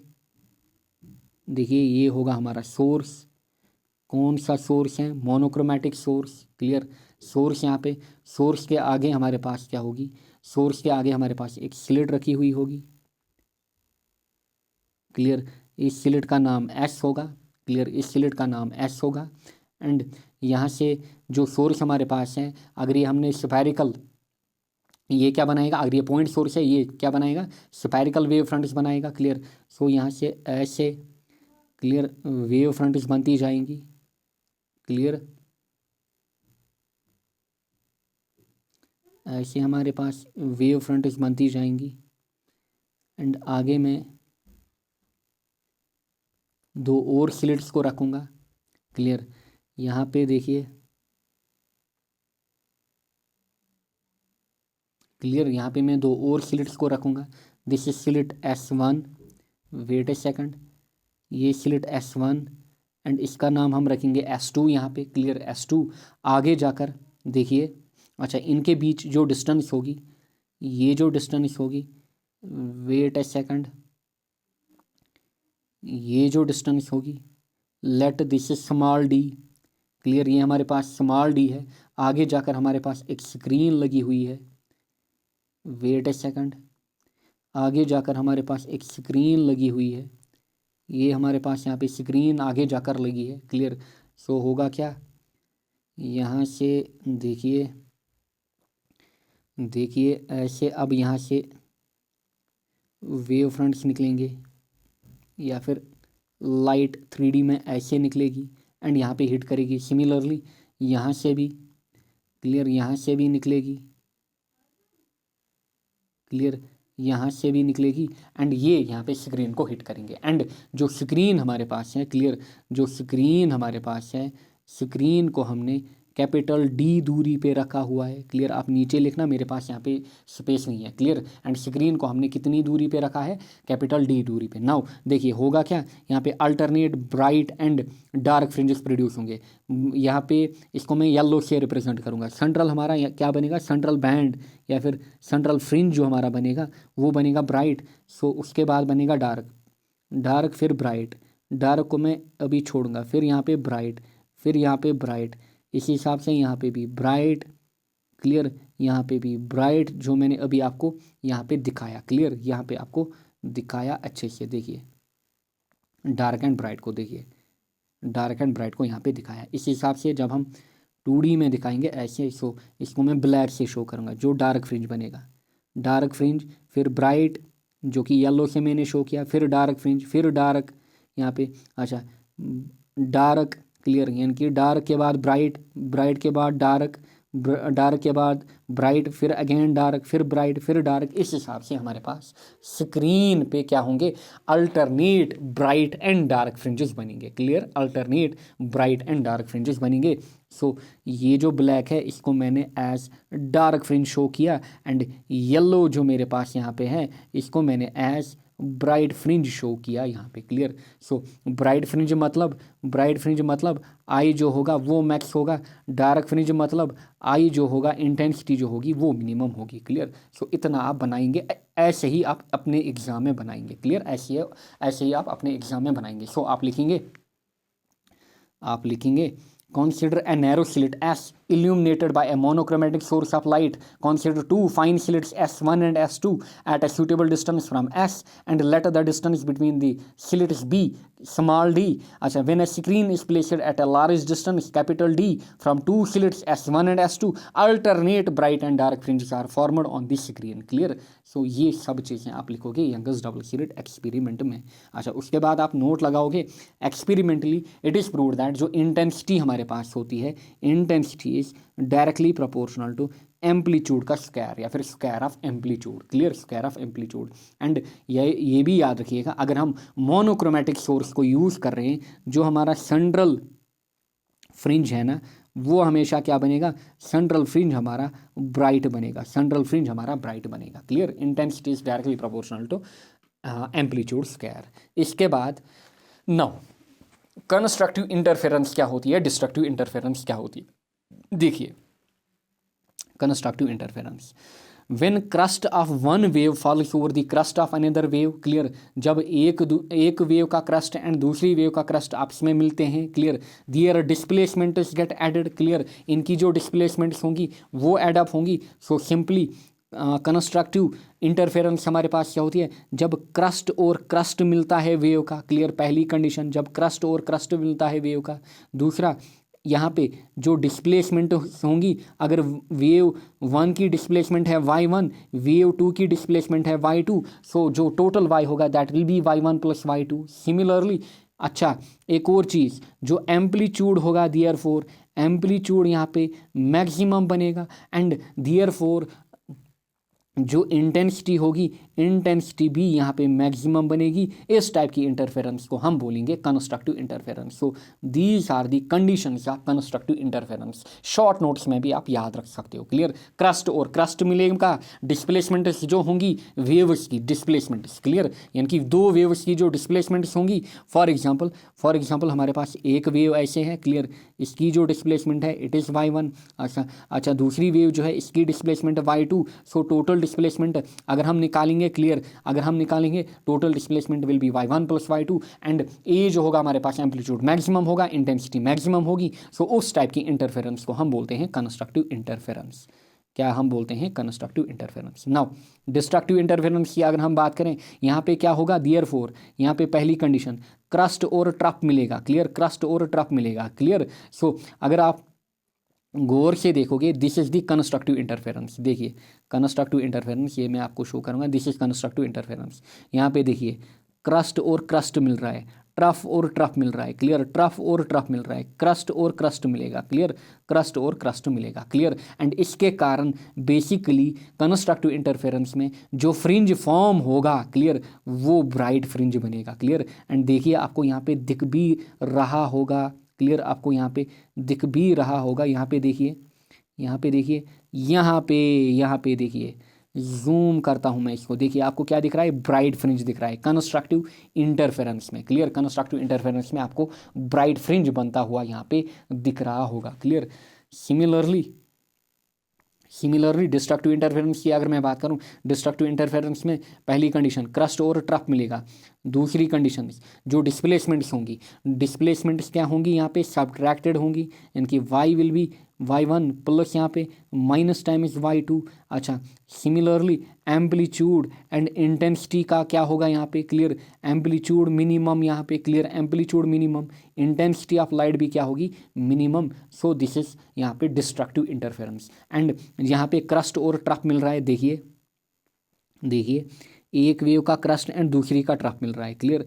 एक का देखिए, एक का क्रस्ट एंड दूसरी का ट्रफ यहाँ पे मिल रहा है। सो यहाँ पे आपको क्या दिखेगा? यहाँ पे आपको जब आप गौर से देखोगे ये डार्क बैंड यहाँ पे मिलेगा, डार्क बैंड या फिर डार्क फ्रिंज यहाँ पे आपको मिलेगा। क्लियर। डार्क फ्रिंज या फिर डार्क बैंड आपको मिलेगा यहाँ पे। क्लियर। सो ये भी आप नोट करके लिखिए या फिर स्क्रीनशॉट लीजिए। इसको हम बोलते हैं constructive interference and destructive interference. यानी कंस्ट्रक्टिव इंटरफेरेंस के लिए ये कंडीशन हमारे पास, डिस्ट्रक्टिव इंटरफेरेंस के लिए ये। सो यहाँ पे हमारे पास क्या बनेगी? यहाँ पे हमारे पास ब्राइट फ्रिंज बनेगी, ये भी आप लिख सकते हो। एंड यहाँ पे हमारे पास क्या बनेगी? डार्क फ्रिंज बनेगी। आगे बढ़ते हैं, amplitude and intensity. Clear. Amplitude and intensity generally ये आपको डिराइव करना होता था, बट आपके बोर्ड में क्लियरली मेंशन किया गया है youngers double slit experiment. Clear. यहाँ पे नो डेरिवेशंस। क्लियर। यहाँ पे डेरिवेशंस के ऊपर मेंशन किया गया है, आपको डेरिवेशंस नहीं करनी है। सो एम्पलीट्यूड की अगर मैं बात करूँ, जो हमारा एम्पलीट्यूड निकलता है, क्लियर, डायरेक्ट आप याद रखेंगे। क्लियर। डायरेक्ट आप याद रखेंगे। फॉर एग्जांपल अगर हमारे पास दो वेव्स हैं, क्लियर,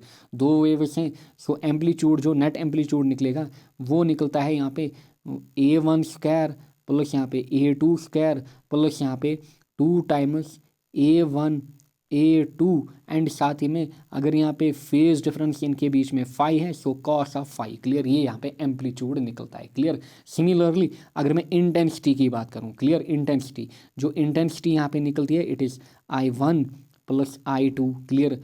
प्लस यहाँ पे 2 times I1 I2 under root में। क्लियर। अंडर रूट में into cos of phi. Clear. ये याद रखिएगा दोनों को। एम्पलीट्यूड के लिए ये इक्वेशन हमारे पास है यहाँ पे, इंटेंसिटी के लिए ये इक्वेशन हमारे पास है। Clear.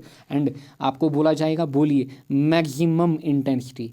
So I max. Clear. I max की अगर मैं बात करूँ, जो आई मैक्स हमारे पास होता है this is basically under root I1 plus under root I2। Clear. ये हमारे पास होता है मैक्सिमम इंटेंसिटी, ये हमारे पास होती है मैक्सिमम इंटेंसिटी। क्लियर। अच्छा इसका स्क्वायर आपको लेना है। Clear. Maximum intensity. Similarly minimum intensity अगर आपको निकालनी होगी। क्लियर। सो मिनिमम इंटेंसिटी जो हमारे पास होती है it is under root I1 minus यहाँ पे अंडर रूट I2 का square. Clear. Under root I2 का square. Clear. Under root I2 का स्क्वायर। एंड जब आप यहाँ से I max upon I minimum निकालोगे, आगे जाकर आप देखोगे इसको हम बोलते हैं एम्पलीट्यूड रेशियो भी। क्लियर। एम्पलीट्यूड रेशियो भी यहाँ पे आप लिख के रखोगे, I max upon I minimum जो हमारे पास होता है, clear, it is basically equal to I1 plus यहाँ पे I2, बट किस में, रूट में दोनों, क्लियर, क्योंकि ऊपर आई मैक्स का ratio.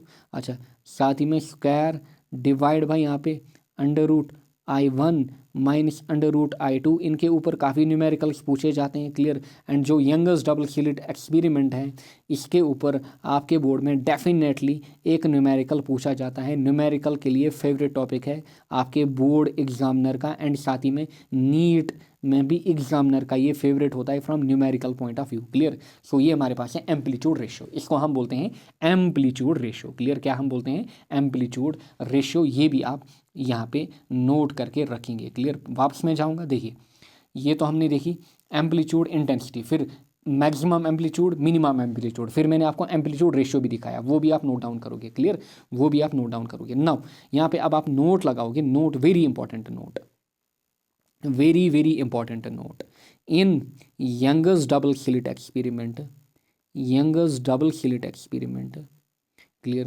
in youngest double slit experiment intensity remain same, या फिर intensity is same, very important objective, clear, very important objective. Youngers double slit experiment में जब आप देखोगे, जब आप अभी जाओगे डिफ्रैक्शन में, वहाँ पे आप देखोगे जो ब्राइट फ्रिंजेस वगैरह है उनकी इंटेंसिटी डिक्रीज होती जाएगी, बट यहाँ पे जो इंटेंसिटी रहती है वो सेम रहती है, क्लियर। सो मैं लिख सकता हूँ यहाँ पे, अगर मेरे पास इंटेंसिटी I1 है, क्लियर, सो दूसरी वेव की I2 है, so I1 will be equal to I2 and this will be equal to I0, clear. इसको मैं I0 लूँगा, देयरफॉर मेरे पास इंटेंसिटी की इक्वेशन क्या निकल के आई थी, I is equal to I1, ऊपर देखिए ये इक्वेशन का यूज़ हम करेंगे, I1 plus I2 plus twice I1 √I1 I2 into cos of phi, clear. ये डायरेक्ट इक्वेशन, क्लियर, अदरवाइज इनको डिराइव करना होता था, अब हमें डायरेक्ट याद रखनी है, क्लियर। सो I जो हमारे पास है, it is I1 plus I2 plus यहाँ पे क्या था, twice I1 I2 cos of phi, जब आप इसमें I0 ही सब्स्टिट्यूट करोगे, this will B I0, this will B I0, this will be twice I0 into यहाँ पे cos ऑफ फाई। सो ये हमारा क्या बनेगा,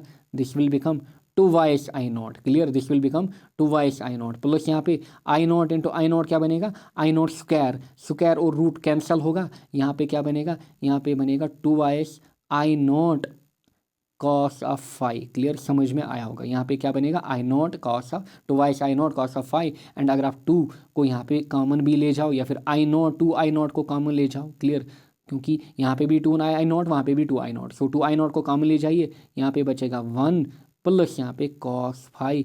इस इक्वेशन के भी ऊपर भी न्यूमेरिकल्स आपसे पूछे जाते हैं, intensity in Young's double slit experiment में निकालिए। सो I हमारे पास होता है twice I0 1 plus cos phi, clear. इन इक्वेशंस को भी आप डब्बे में रखोगे। ये है एम्पलीट्यूड के लिए इक्वेशन, ये है इंटेंसिटी के लिए जनरल इक्वेशन, ये है I मैक्स के लिए जनरल इक्वेशन यहाँ पे, ये है I मिनिमम के लिए जनरल इक्वेशन यहाँ पे, मैक्सिमम इंटेंसिटी, मिनिमम इंटेंसिटी। लीजिए स्क्रीनशॉट्स यहाँ पे, लीजिए।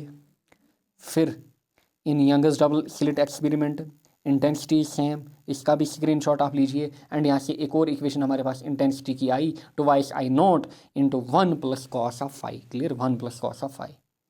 Now condition for constructive interference and destructive interference. Constructive interference तो हमने देखा क्या क्या था, डिस्ट्रक्टिव इंटरफेरेंस भी हमने देखी क्या थी, क्लियर। नाउ अब आपको यहाँ पे कुछ कंडीशंस लिखनी है, एंड यहाँ पे कुछ चीज़ें आपको नोट डाउन करनी है, clear. Condition for constructive interference, clear, constructive interference. पहले आप लिखोगे यहाँ पे path difference, clear, path difference, clear. And class 11th में आपने पढ़ी होगी रिलेशनशिप ये वाली, delta phi is equal to 2 pi lambda into delta x, path difference and phase difference के बीच relation, clear, phase difference and path difference के बीच रिलेशन अगर आपको याद होगा, ये हमारे पास होती थी क्लास 11th में, क्लियर। सो पाथ डिफरेंस जो यहाँ पे होती है, it is denoted by x. So constructive interference के केस में इट इज़ एन लैम्बडा, ये हमारे पास क्या होती है, एन लैम्बडा, यहाँ पे आप याद रखोगे, ये हमारे पास क्या होती है, N lambda, clear. And where जो एन हमारे पास है, एन कैन बी, एन 0 हो सकता है, N can be 1, N can be 2, N can be 3, so on, clear. Similarly यानी कि it is simply integral multiple of lambda. यहाँ पे आप याद रखोगे path difference is integral multiple of lambda, integral multiple of lambda, clear, integral multiple of lambda. Similarly phase difference की अगर मैं बात करूँ, फेज डिफरेंस की अगर मैं बात करूँ, phase difference phi, clear, phase difference phi here will be 0, 2 pi, 4 pi, 6 pi, so on, clear. So जो फेज डिफरेंस यहाँ पे बेसिकली होती है it is even multiple, clear, it is objectives पूछे जाते हैं, it is even multiple, clear, it is even multiple of pi, so it is even multiple of pi. And path difference क्या होती है यहाँ पे कंस्ट्रक्टिव इंटरफेरेंस के लिए, इंटीग्रल मल्टीपल ऑफ लैम्डा। अच्छा, phase difference even multiple of pi, clear, phase difference even multiple of pi. So ये आप याद रखेंगे किसके लिए, कंस्ट्रक्टिव इंटरफेरेंस के लिए, किसके लिए, कंस्ट्रक्टिव इंटरफेरेंस के लिए, क्लियर, कंस्ट्रक्टिव इंटरफेरेंस के लिए, वेरी वेरी इंपॉर्टेंट, क्लियर। क्योंकि कंस्ट्रक्टिव इंटरफेरेंस में बेसिकली क्या हो रहा था, यहाँ पे जो नेट डिस्प्लेसमेंट आ रही थी वो y1 + y2 आ रही थी, क्लियर, y1 + y2 हमारे पास आ रही थी। नाउ बात करेंगे हम डिस्ट्रक्टिव इंटरफेरेंस के लिए, इसका स्क्रीनशॉट आपने लिया होगा, क्लियर। आपको एग्जाम में पूछेंगे what are the conditions for constructive interference, clear, बोलिए पार्ट डिफरेंस क्या होगी, बोलिए फेज डिफरेंस क्या होगी, ऐसे आप आंसर करोगे, clear. Similarly conditions for destructive interference, clear. अच्छा, ये भी याद रखेंगे साइड में, जो कंस्ट्रक्टिव इंटरफेरेंस है इसके लिए जो आई होगा हमारे पास इंटेंसिटी वो क्या होगी, मैक्स, क्लियर, ये भी याद रखिए, क्लियर। एंड आई मैक्स हमारा कितना होता था, √I1 प्लस यहाँ पे √I2 का स्क्वायर, ये भी हमारे पास कंडीशन अवेलेबल है किसके लिए, कंस्ट्रक्टिव इंटरफेरेंस के लिए। लिखिए इसको भी, इसको आप लिख सकते हो, intensity is maximum for constructive interference and कितनी, i max is equal to √I1 + I2 का स्क्वायर, क्लियर, I2 का square, clear, very very important, clear. So दो वेव्स के बीच, क्लियर, दो वेव्स के बीच जब कंस्ट्रक्टिव इंटरफेरेंस होगी उस कंडीशन में जो पार्ट डिफरेंस होगी दैट इज, यहाँ पे पार्ट डिफरेंस क्या होगी, integral multiple of lambda. And जो हमारे पास फेज डिफरेंस होगी that will be even multiple of pi. And I क्या होगा, आई विल बी मैक्स, कितना, √I1 + I2 का √I2 का स्क्वायर। सिमिलरली अगर हम बात करें condition for destructive interference, clear, destructive interference के लिए जो पार्ट डिफरेंस हमारे पास होती है, पार्ट डिफरेंस, क्लियर, अगर मैं पार्ट डिफरेंस की बात करूं, क्लियर, इसके लिए हमारे पास जनरल इक्वेशन होती है x = 2n - 1 × λ/2, clear, 2n - 1 × λ/2, clear, 2n - 1 × λ/2। अच्छा, जब आप इसमें n पुट करोगे 0, क्लियर, जब आप इसमें n पुट करोगे 0, क्लियर, ध्यान से देखिए इसको, जब आप इसमें n पुट करोगे 0 सो आपको x1 क्या निकलेगा, λ/2, क्लियर, जब n 0 सो ये 0, अच्छा यहाँ से बनेगा λ/2। जब आप इसमें n पुट करोगे 1 सो 2 × 1, इसमें पुट करिए 1 सो 2 1 4 2 -1, क्लियर, -1, क्लियर। सो अगेन यहाँ से हमारे पास क्या बनेगा, 2 1 4 2 -1 सो λ/2। सो जब आप इसमें पुट करोगे 2 2 2 4 4 4 -1 हो गया 3, सो ये बनेगा 3 λ/2। सिमिलरली जब आप इसमें 4 पुट करोगे वैल्यू यहाँ पे, so this will be 2 4 4 8 -1 2 4 4 8 wait है, अच्छा 3 हमें पुट करना है, 2 3 4 6 6 -1 कितना हो गया 5, सो 5 λ/2 भी वैल्यू आएगा, क्लियर। सिमिलरली जब आप 4 पुट करोगे 2 4 4 8 8 -1 कितना हो गया 7, सो यहाँ पे 7 λ/2 भी आएगा, क्लियर। सो बेसिकली आप लिखोगे जो पार्ट डिफरेंस यहाँ पे निकली इसको भी आप ब्रैकेट में लिखोगे, क्लियर, इतनी पार्ट डिफरेंस हमारे पास निकलती है, x = n - 1 λ/2, this is general for nth, clear, nth के लिए। सो हमारे पास जो पार्ट डिफरेंस बेसिकली निकली वो क्या निकली, ऑड मल्टीपल ऑफ λ/2। देखिए आपके पास लैम्डा है 3 है, यानी कि लैम्डा मतलब 1, यहाँ पे 1 3 5 7, सो आप लिखोगे जो पार्ट डिफरेंस यहाँ पे निकली this is odd multiple, very important, odd multiple of λ/2, odd multiple of λ/2। मे भी आपके सर से ऊपर भी जाए कुछ चीज़ें, बट वीडियो को 2 बार देखना 3 बार देखना, this is very important lecture. यहाँ से आपके 5 से 8 मार्क्स तो डन है, क्लियर, 5 से 8 marks, clear. So odd multiple of λ/2, clear, odd multiple of λ/2। Now अगर मैं फेज डिफरेंस की बात करूँ, फेज डिफरेंस जो यहाँ पे बेसिकली फेज डिफरेंस फाई होता है वो बेसिकली हमारे पास होता है अगेन पाई 3 पाई 5 पाई 7 पाई। सो अगेन आप लिखोगे जो आपके पास फेज डिफरेंस है इट इज़ ऑड मल्टीपल। वहाँ पे क्या आ रहा था, इंटीग्रल मल्टीपल ऑफ पाई, यहाँ पे odd multiple of pi. So it is odd multiple of pi, ये भी आप ध्यान में रखोगे। क्लियर। सिमिलरली डिस्ट्रक्टिव इंटरफेरेंस के लिए इंटेंसिटी की अगर मैं बात करूँ, इंटेंसिटी क्या होगी, I will be minimum. And minimum intensity हमारे पास कितनी होती है, मिनिमम इंटेंसिटी हमारे पास √I1 माइनस √I2 का स्क्वायर, ये आप यूज़ कर सकते हो। क्लियर, समझ में आया होगा। इसका आप स्क्रीनशॉट लीजिए। Conditions for destructive interference, path difference क्या होगी, पाथ डिफरेंस होगी 2n-1 λ/2। क्लियर। एंड वो क्या होगी, odd multiple of λ/2। Clear. Phase difference क्या होगी, ऑड मल्टीपल ऑफ पाई। यहाँ पे पाई 3 पाई 5 पाई हमारे पास निकलेगी। क्लियर, क्योंकि दो वेव्स का सब्ट्रैक्शन यहाँ पे हो रहा है। सिमिलरली आई मिनिमम क्या होगी, √I1 माइनस I2 का रूट का होल स्क्वायर, यहाँ पे क्लियर, का whole square. Clear. And numericals जो होंगे वो मैं आपको अलग सेपरेट वीडियो में कराऊंगा। क्लियर, अलग सेपरेट वीडियो में कराऊंगा। नेक्स्ट इज यहाँ पे फ्रिंज विड्थ या फिर theory of fringes. Clear, theory of fringes या फिर fringe width. Clear, fringe width यहाँ पे देखिए, अगर आपको फ्रिंज विड्थ निकालनी होगी, क्लियर, फ्रिंज विड्थ यहाँ से निकालनी होगी। देखिए, चलिए फ्रिंज विड्थ के लिए थोड़ी बहुत इक्वेशन हम देखते हैं। फ्रिंज विड्थ के लिए देखिए, यहाँ से हमारे पास स्लिट S थी। क्लियर, यहाँ से स्लिट S1।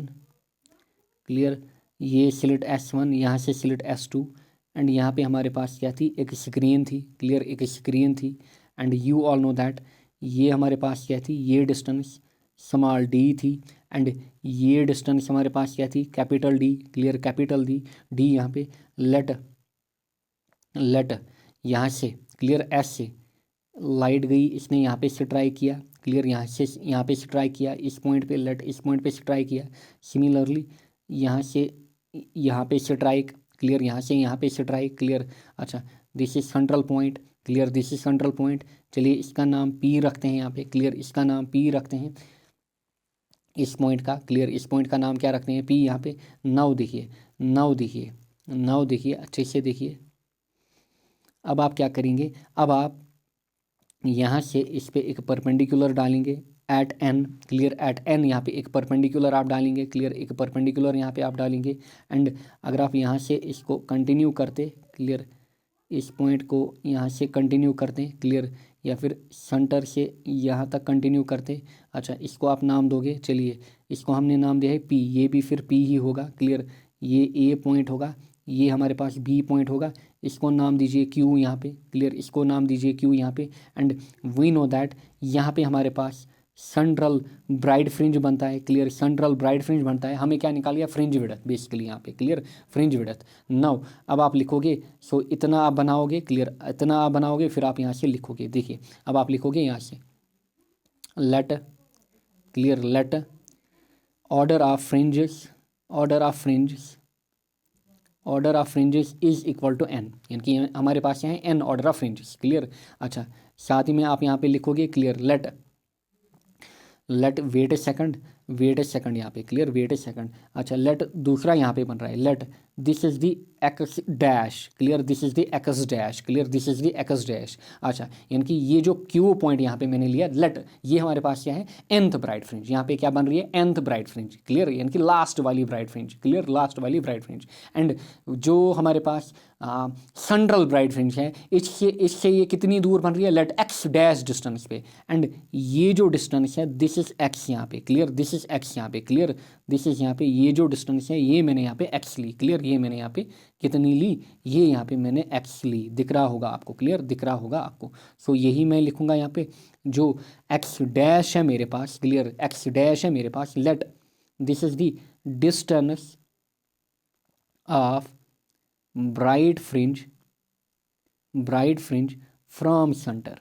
क्लियर, सेंटर से कितनी दूरी पे है, clear, nth fringe, distance of nth bright fringe, यहाँ पे आप लिखना distance of nth bright fringe, clear, distance of nth bright fringe from centre कितनी है, यहाँ पे x dash, and you all know that d क्या है एंड कैपिटल D क्या है, ऑलरेडी मैंने लिखाया हुआ है, यहाँ पे आप फिर से लिखेंगे small d is distance between slit S1 and S2, and D क्या है, capital D distance between screen and slit, clear, slit S1 and S2, clear, ये भी आप यहाँ पे लिखोगे।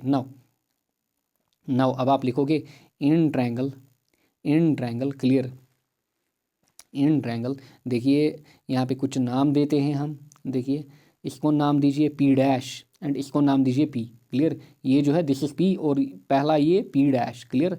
सो इन ट्रायंगल यहाँ पे लिखिए Q P dash P, clear, in triangle Q P dash P, जब आप इसमें tan ऑफ थीटा निकालोगे, क्लियर, इस ट्रायंगल में, क्लियर, इन ट्रायंगल, यहाँ पे देखिए, वेट ए सेकंड, ये ट्रायंगल, क्लियर, ये यहाँ से ड्रा किया हमने। सो ट्रायंगल कौन सी है, देखिए ये हमारे पास है ट्रायंगल, क्लियर, ये हमारे पास है ट्रायंगल, दिख रहा होगा आपको, clear, in triangle Q P dash P, clear, tan of theta, clear, tan of theta, अगर मैं निकालूं tan हमारे पास होता है परपेंडिकुलर अपॉन बेस, अच्छा परपेंडिकुलर देखिए हमारा गौर से कौन, x डैश, अच्छा बेस यहाँ पे D, क्लियर, बेस यहाँ पे D, x dash and D, so tan of theta perpendicular upon base, so x dash upon D यहाँ पे, clear, x dash upon D यहाँ पे, क्लियर। इसके बाद आप लिखोगे ड्रा परपेंडिकुलर ड्रा n, या फिर आप लिखोगे ऐसे draw n perpendicular, clear, draw n perpendicular, clear, perpendicular from, clear, from S1, clear, from S1 to, यहाँ पे आप लिखोगे, क्लियर, टू, यहाँ पे यहाँ पे आप लिखोगे to S2Q, clear, to S2Q, clear, S2Q आपको दिख रहा होगा, देखिए इस पे हमने परपेंडिकुलर डाला, S2Q पे हमने परपेंडिकुलर डाला, कहाँ पे, n पे, क्लियर, या फिर n हमने डाला, क्लियर, n हमने डाला। नाउ अब आप लिखोगे देयरफॉर यहाँ पे जो पार्ट डिफरेंस होगी, क्लियर, जो यहाँ पे देयरफॉर जो यहाँ पे पार्ट डिफरेंस होगी, clear, that will be equal to S2n यहाँ पे, क्लियर, S2n यहाँ पे, या फिर उसका नाम हमने क्या दिया, या फिर उसका नाम हमने x दिया यहाँ पे, clear, so this is S2n, या फिर इसका नाम हमने क्या दिया, x यहाँ पे, क्लियर, x यहाँ पे, क्लियर, x यहाँ पे। और जब आप x को निकालोगे, बेसिकली x कितना होगा हमारा, this will B S2p minus S1p, जो x हमारा होगा, क्लियर, जो ये x हमारा होगा, ये x हमारा होगा, दिस विल बी S2p नहीं S2q, हमने q लिया है इसको, wait a second, S2q and this is S1q, clear, S1q, so this will be S2q minus यहाँ पे S1q, दिख रहा होगा आपको S2q कितना एंड S1q कितना, देखिए ये हमारे पास है S2q, बेसिकली ये फुल, ये है S1q, जब आप दोनों को सब्ट्रैक्ट करोगे आपको इतना निकलेगा यहाँ पे, समझ में आया होगा, क्लियर, समझ में आया होगा। सो इतना आप लिखोगे, उसके बाद जब आप जाओगे ट्रायंगल में, छोटी वाली ट्रायंगल में, in triangle S1 S2n, clear, इसी वाली छोटी ट्रायंगल में, ये वाली ट्रायंगल में, क्लियर, S1 S2n में जब आप जाओगे आप लिखोगे sine of theta, clear, some people have, clear, people have, perpendicular कौन सा हमारा है, परपेंडिकुलर है यहाँ पे हमारा S2 एंड हाइपोटेन्यूज हमारा S1 S2, so this is S2n and यहाँ पे S1 S2, clear, S1 S2, और जो हमारे पास S2n है, बोलिए किसके बराबर है, दिस इज x डैश के बराबर, क्लियर, x डैश के बराबर, यहाँ से साइन ऑफ थीटा, अच्छा S1 S2, दो स्लिट्स के बीच डिस्टेंस कितनी, d यहाँ पे, क्लियर, डिस्टेंस d यहाँ पे, क्लियर, कितनी डिस्टेंस d यहाँ पे, समझ में आ रहा होगा, क्लियर, समझ में आ रहा होगा। इस इक्वेशन को नाम दीजिए 1 tan ऑफ थीटा वाली को, क्लियर, tan ऑफ थीटा वाली को, इस इक्वेशन को नाम दीजिए 2 फिलहाल, क्लियर, नाम दीजिए 2 फिलहाल। अब आप लिखेंगे एज एंगल्स आर स्मॉल, अगर एंगल स्मॉल हैं, क्लियर, अगर एंगल स्मॉल हैं, so sine theta will be approximately theta and tan theta will be approximately theta, clear, therefore sine theta will be equal to tan theta, इसका मतलब sine theta tan theta के बराबर होगा, sine theta equation 1 यहाँ tan theta equation 1 में x dash upon D के बराबर, sine theta equation 2 में, क्लियर, इक्वेशन 2 में किसके बराबर, यहाँ पे एक्स डैश अपॉन डी के बराबर, क्लियर। अच्छा, एक का नाम आप एक्स रखिए, wait a second, clear, wait a second, एक का नाम आप एक्स रखिए, दूसरे का एक्स डैश, पार्ट डिफरेंस जो है ना उसका नाम आप एक्स रखिए, wait a second, path difference जो है ना इसका नाम आप एक्स रखिए। सो यहाँ से आप निकालोगे sine theta upon tan theta, clear. सो साइन थीटा जो है ना इसमें आप रखिए x upon D, clear, and इसमें आएगा x dash upon D, clear, x upon D, and इसमें एक्स डैश अपॉन डी। सो यहाँ से क्या होगा, यहाँ से जब आप बेसिकली एक्स को निकालोगे, इसको आप डायरेक्ट भी याद रख सकते हो, it is x dash d upon D, clear. ये आपकी पार्ट डिफरेंस यहाँ पे निकल के आएगी। अगर आप चाहो आप इसको डिराइव भी कर सकते हो, क्लियर, आप इसको डिराइव भी कर सकते हो। This is path difference here, clear.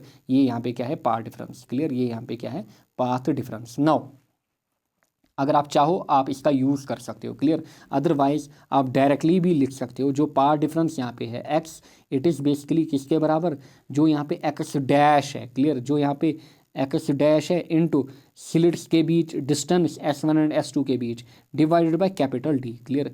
ऐसे भी आप इसको याद रख सकते हो, क्लियर।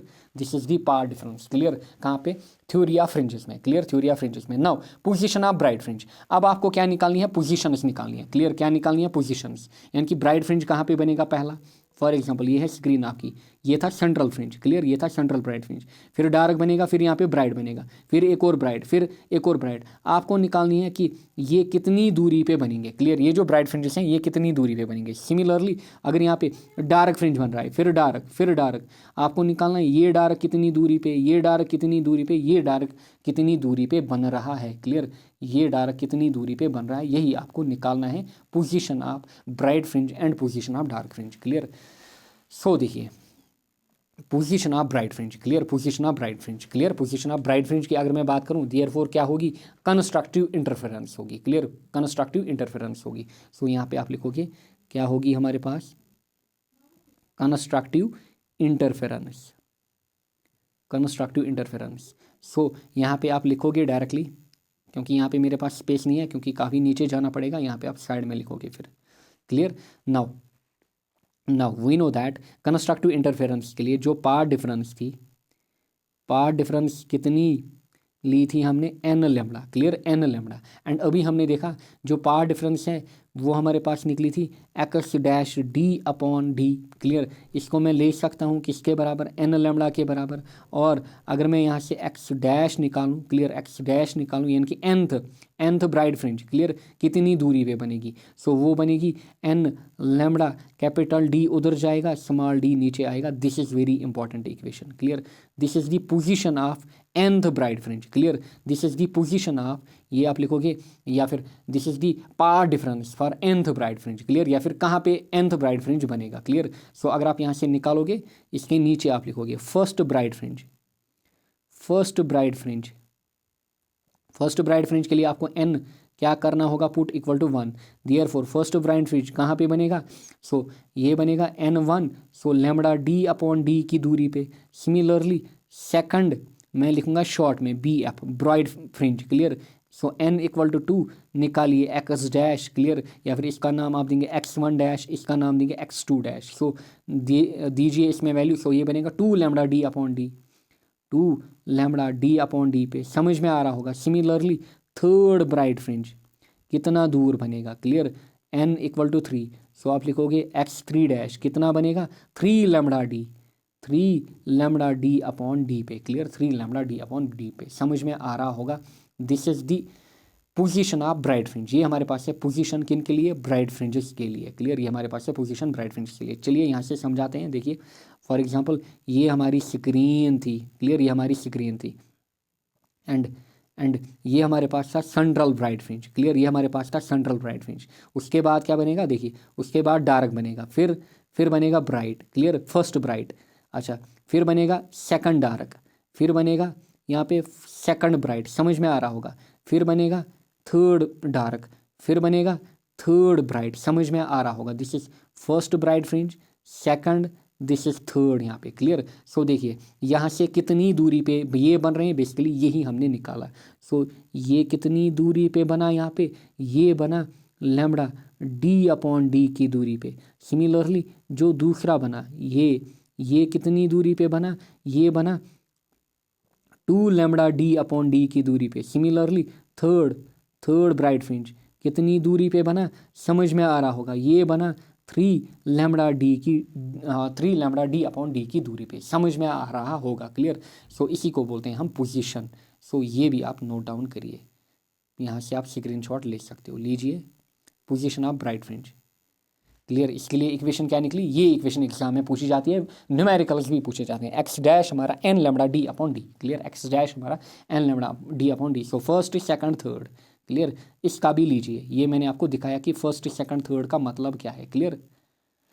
सिमिलरली हमें निकालनी है position of dark fringe, clear. हमें क्या निकालनी है, position of dark fringe, clear. So हमें पार डिफरेंस को क्या करना होगा, इक्वेट करना होगा, क्लियर। सो डार्क फ्रिंज कब बनेगा, डिस्ट्रक्टिव इंटरफेरेंस में, डिस्ट्रक्टिव इंटरफेरेंस, क्लियर। सो आप लिखोगे इसके लिए जो पी डी मैं लिखूंगा, पार डिफरेंस, क्लियर। पी डी कितना था, 2n-1 लैम्बडा बाई 2, किसके लिए, डार्क फ्रिंज के लिए। और अभी हमने देखा ये जो पार्ट डिफरेंस है बेसिकली किस में निकला हमारे पास, x dash d upon D के बराबर। So this is equal to 2n-1 into lambda by 2 के बराबर, क्लियर। और अगर आप यहाँ से एक्स डैश निकालोगे, एक्स डैश हमारा क्या बनेगा, 2n-1 लैम्बडा, क्लियर। लैम्बडा 2 को मैं नीचे ले जाऊंगा, अच्छा कैपिटल डी इधर मल्टीपल में जाएगा, स्मॉल डी यहाँ पे आएगा। सो ये है आपके पास इक्वेशन डिस्ट्रक्टिव इंटरफेरेंस के लिए, क्लियर। सो यहाँ से आप निकालोगे position of dark fringes, clear. इसका भी स्क्रीनशॉट लीजिए, नीचे मैं दिखाऊंगा आपको, क्लियर। नीचे मैं आपको दिखाऊंगा पहला dark fringe, first dark fringe, clear. So first dark fringe, clear. So put करिए n इक्वल टू 1, क्लियर। सो x डैश 1 क्या निकलेगा, क्लियर। x डैश इसको हम देंगे नाम अब x डबल डैश, क्लियर। इसका नाम दीजिए अब x डबल डैश, क्योंकि अदरवाइज आप कंफ्यूज हो जाओगे, क्लियर। सो 1 देना है, सो 2n, n का वैल्यू 1 इस इक्वेशन में, n का वैल्यू 1। सो 1 2 1 2 -1 हो गया यहाँ पे 1। सो ये बनेगा लैम्बडा डी अपॉन में 2d, clear. Lambda D upon 2d। Second bright fringe मैं 2 ही दिखाऊंगा, आप बाकी भी निकाल सकते हो जो भी आपको एग्जामिनर पूछे। Second bright fringe x2 dash, clear. जब आप इस इक्वेशन में n इक्वल टू 2 2 4 4 -1 कितना हो गया 3। सो ये बनेगा 3 लैम्बडा डी अपॉन 2d। समझ में आ रहा होगा, क्लियर। इसका मतलब ये हुआ, ये आप लिखेंगे, इसका मतलब ये हुआ। अभी ये जो स्क्रीन दिखाई थी मैंने यहाँ पे पहला ब्राइट, फिर ब्राइट, बीच में क्या आएगा, यहाँ पे आएगा पहला dark fringe, second dark fringe, third dark fringe. देखिए ये जो पहला बना, ये जो बना, ये कितनी दूरी पे बना, ये बना लैम्बडा डी अपॉन डी दूरी पे। This is first dark, this is second dark, this is third dark. दूसरा डार्क ये कितनी दूरी पे बना, 3 लैम्बडा डी अपॉन डी की दूरी पे, clear. 3 lambda D upon 2d की दूरी पे। समझ में आया होगा, क्लियर, समझ में आया होगा। आगे बढ़ते हैं, क्लियर। इसका भी आप स्क्रीनशॉट लेते जाइए, clear. Position of dark fringe, क्योंकि वीडियो लंबा हो रहा है, थोड़ा जल्दी करिए।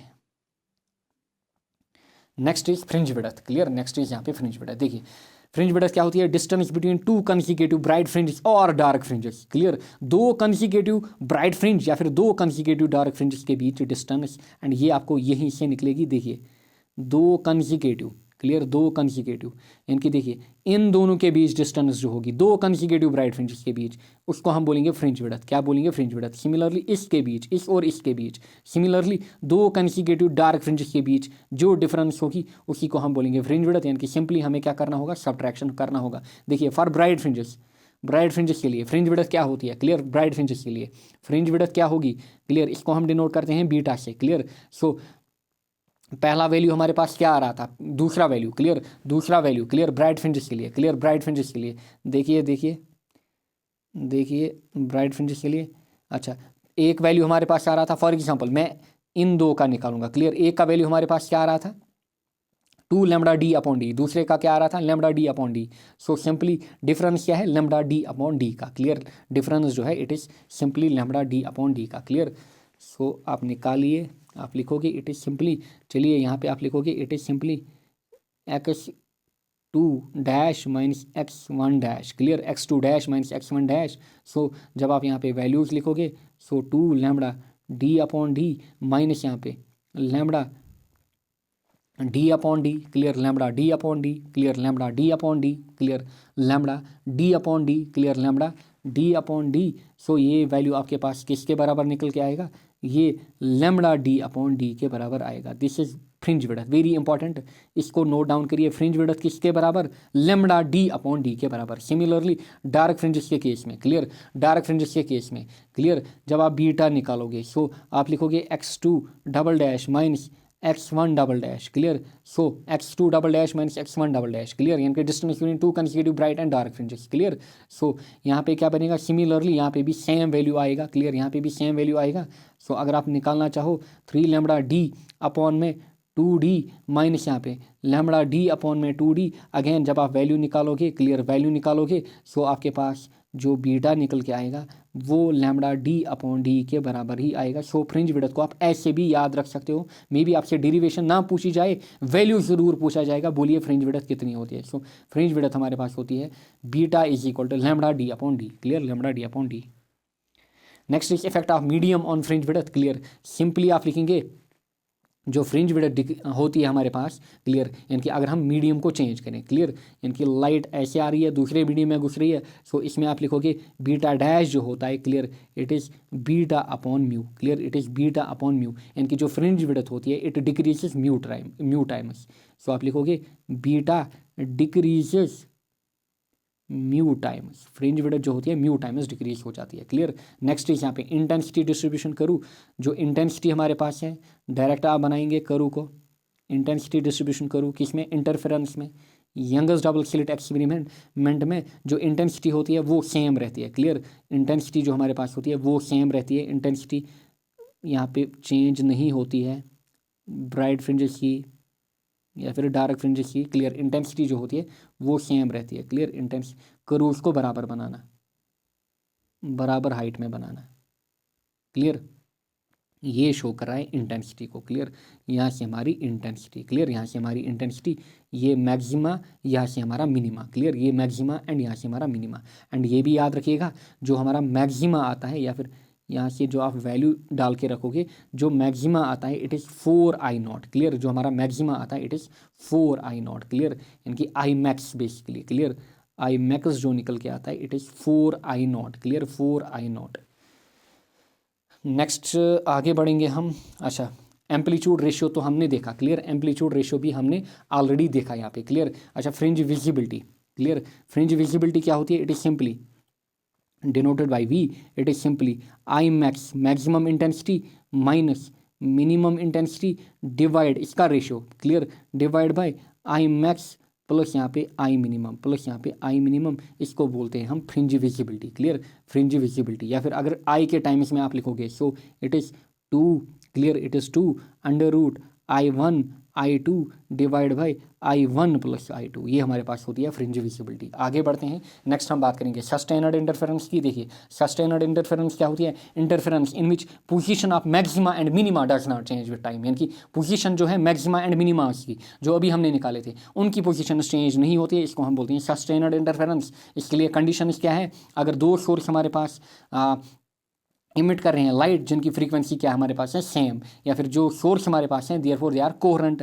अच्छा, जो फेज डिफरेंस होना चाहिए दो वेव्स के बीच वो स्मॉल होना चाहिए, एंड लाइट हमारे पास मोनोक्रोमेटिक होनी चाहिए, ऑलरेडी मैंने स्टार्टिंग में ही बोला मोनोक्रोमेटिक क्या होती है, एंड जो विड्थ होती है स्लिट्स की वो स्मॉल होनी चाहिए, तब जाके हमारे पास जो इंटरफेरेंस होगी वो सस्टेनड इंटरफेरेंस होगी, क्लियर। इसको भी आप नोट डाउन कर सकते हो। नेक्स्ट है यहाँ पे applications of interference, clear, applications of interference की अगर मैं बात करूँ एग्जाम्स में डायरेक्ट पूछा जाता है एप्लीकेशंस ऑफ इंटरफेरेंस को, वेरी वेरी इंपॉर्टेंट, क्लियर। देखिए सो फिल्म या फिर थिन फिल्म जो होती है, clear, thin film of oil और एनी सरफेस, वाटर की सरफेस पे thin film of oil, clear, वो चमक जो आती है वो किसके कारण आती है, इंटरफेरेंस के लिए। स्पेस में यानी कि रेडियो एस्ट्रोनॉमी में अगेन हम इंटरफेरेंस का यूज़ करते हैं, देन ऑप्टिकल टेस्टिंग में भी हम इंटरफेरेंस का यूज़ करते हैं या फिर इसकी एप्लीकेशन हमारे पास होती है। ये तो होगी ऑल अबाउट इंटरफेरेंस। नाउ बात करेंगे हम डिफ्रैक्शन की, क्लियर, फिर यहाँ पे वीडियो को एंड करेंगे। देखिए डिफ्रैक्शन बेसिकली क्या होती है, देखिए यहाँ पे देखिए डिफ्रैक्शन होती क्या है। देखिए जब आप यहाँ से आपने कोई सोर्स लिया, सोर्स ऑफ लाइट, यहाँ पे आपने कोई ऑब्जेक्ट लिया, देखिए यहाँ पे आपने ये आपकी स्क्रीन है, दिस इज स्क्रीन, ये हमारे पास है स्क्रीन, एंड ये हमने कोई ऑब्जेक्ट लिया है जो कि पाथ ऑफ लाइट में आ रहा है, क्लियर, जो कि पाथ ऑफ लाइट में आ रहा है। देखिए ये लाइट रेज आ रही है, ऐसे जा रही है, स्क्रीन पे जा रही है, बट हमने क्या किया है, हमने बीच में कोई ऑब्जेक्ट यहाँ पे लिया है, क्लियर, कोई ऑब्जेक्ट यहाँ पे लिया है, क्लियर, कोई ऑब्जेक्ट। सो होगा क्या, जब लाइट रेज इस पे पड़ेंगी, यू ऑल नो दैट इसका शेडो यहाँ पे स्क्रीन पे बनेगा, क्लियर, यहाँ पे आपको क्लियरली दिख रहा है क्या बन रहा है, शेडो बन रहा है, क्लियर, शेडो बन रहा है। नाउ अब हम इस ऑब्स्टैकल में अगर कुछ ऐसी चीज़ करें कि शेडो ना बने, सो हम क्या करते हैं, यहाँ पे देखिए हम क्या करते हैं, इसके जो कॉर्नर्स होते हैं इनको हम शार्प बनाते हैं, क्लियर, इनको हम शार्प बनाते हैं, क्या बनाते हैं, देखिए इसके कॉर्नर्स को हम शार्प बनाते हैं। सो जैसे ही यहाँ पे लाइट आएगी, अब देखिए जैसे ही यहाँ पे लाइट आई इसके ऊपर पड़ी, सो ये जो कॉर्नर्स हैं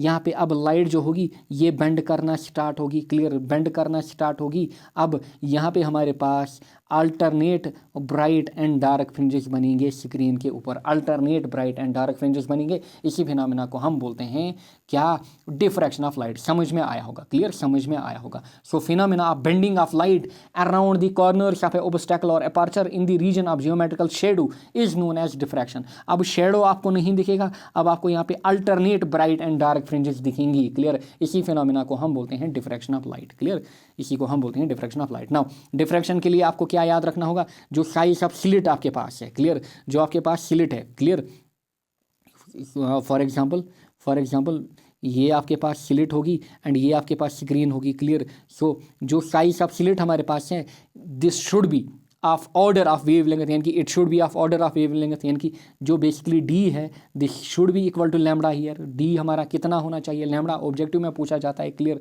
ऑब्जेक्टिव में पूछा जाता है। And wavelength of visible light is of order of 10⁻⁻⁶ metre. जो वेवलेंथ हमारे पास होनी चाहिए वो कितनी होनी चाहिए, जो वेवलेंथ है विजिबल लाइट की, it is of order of 10⁻⁻⁶ metre. Therefore जो डिफ्रैक्शन है, पैटर्न है, it can not be easily seen, clear, ये आपको ईजिली नहीं मिलेगा, क्लियर, ये आपको ईजिली नहीं मिलेगा। बट साउंड वेव्स वगैरह जो होती हैं जिनमें लार्जर वेवलेंथ होती है, दे डिफ्रैक्ट ईजिली, वो ईजिली डिफ्रैक्ट करती है, क्योंकि यहाँ पे ये कंडीशन है ना, ये मस्ट कंडीशन है for diffraction. The size of slit जो हमारे पास होनी चाहिए वो होनी चाहिए ऑर्डर ऑफ वेवलेंथ, क्लियर, वो होनी चाहिए हमारे पास order of wavelength, clear.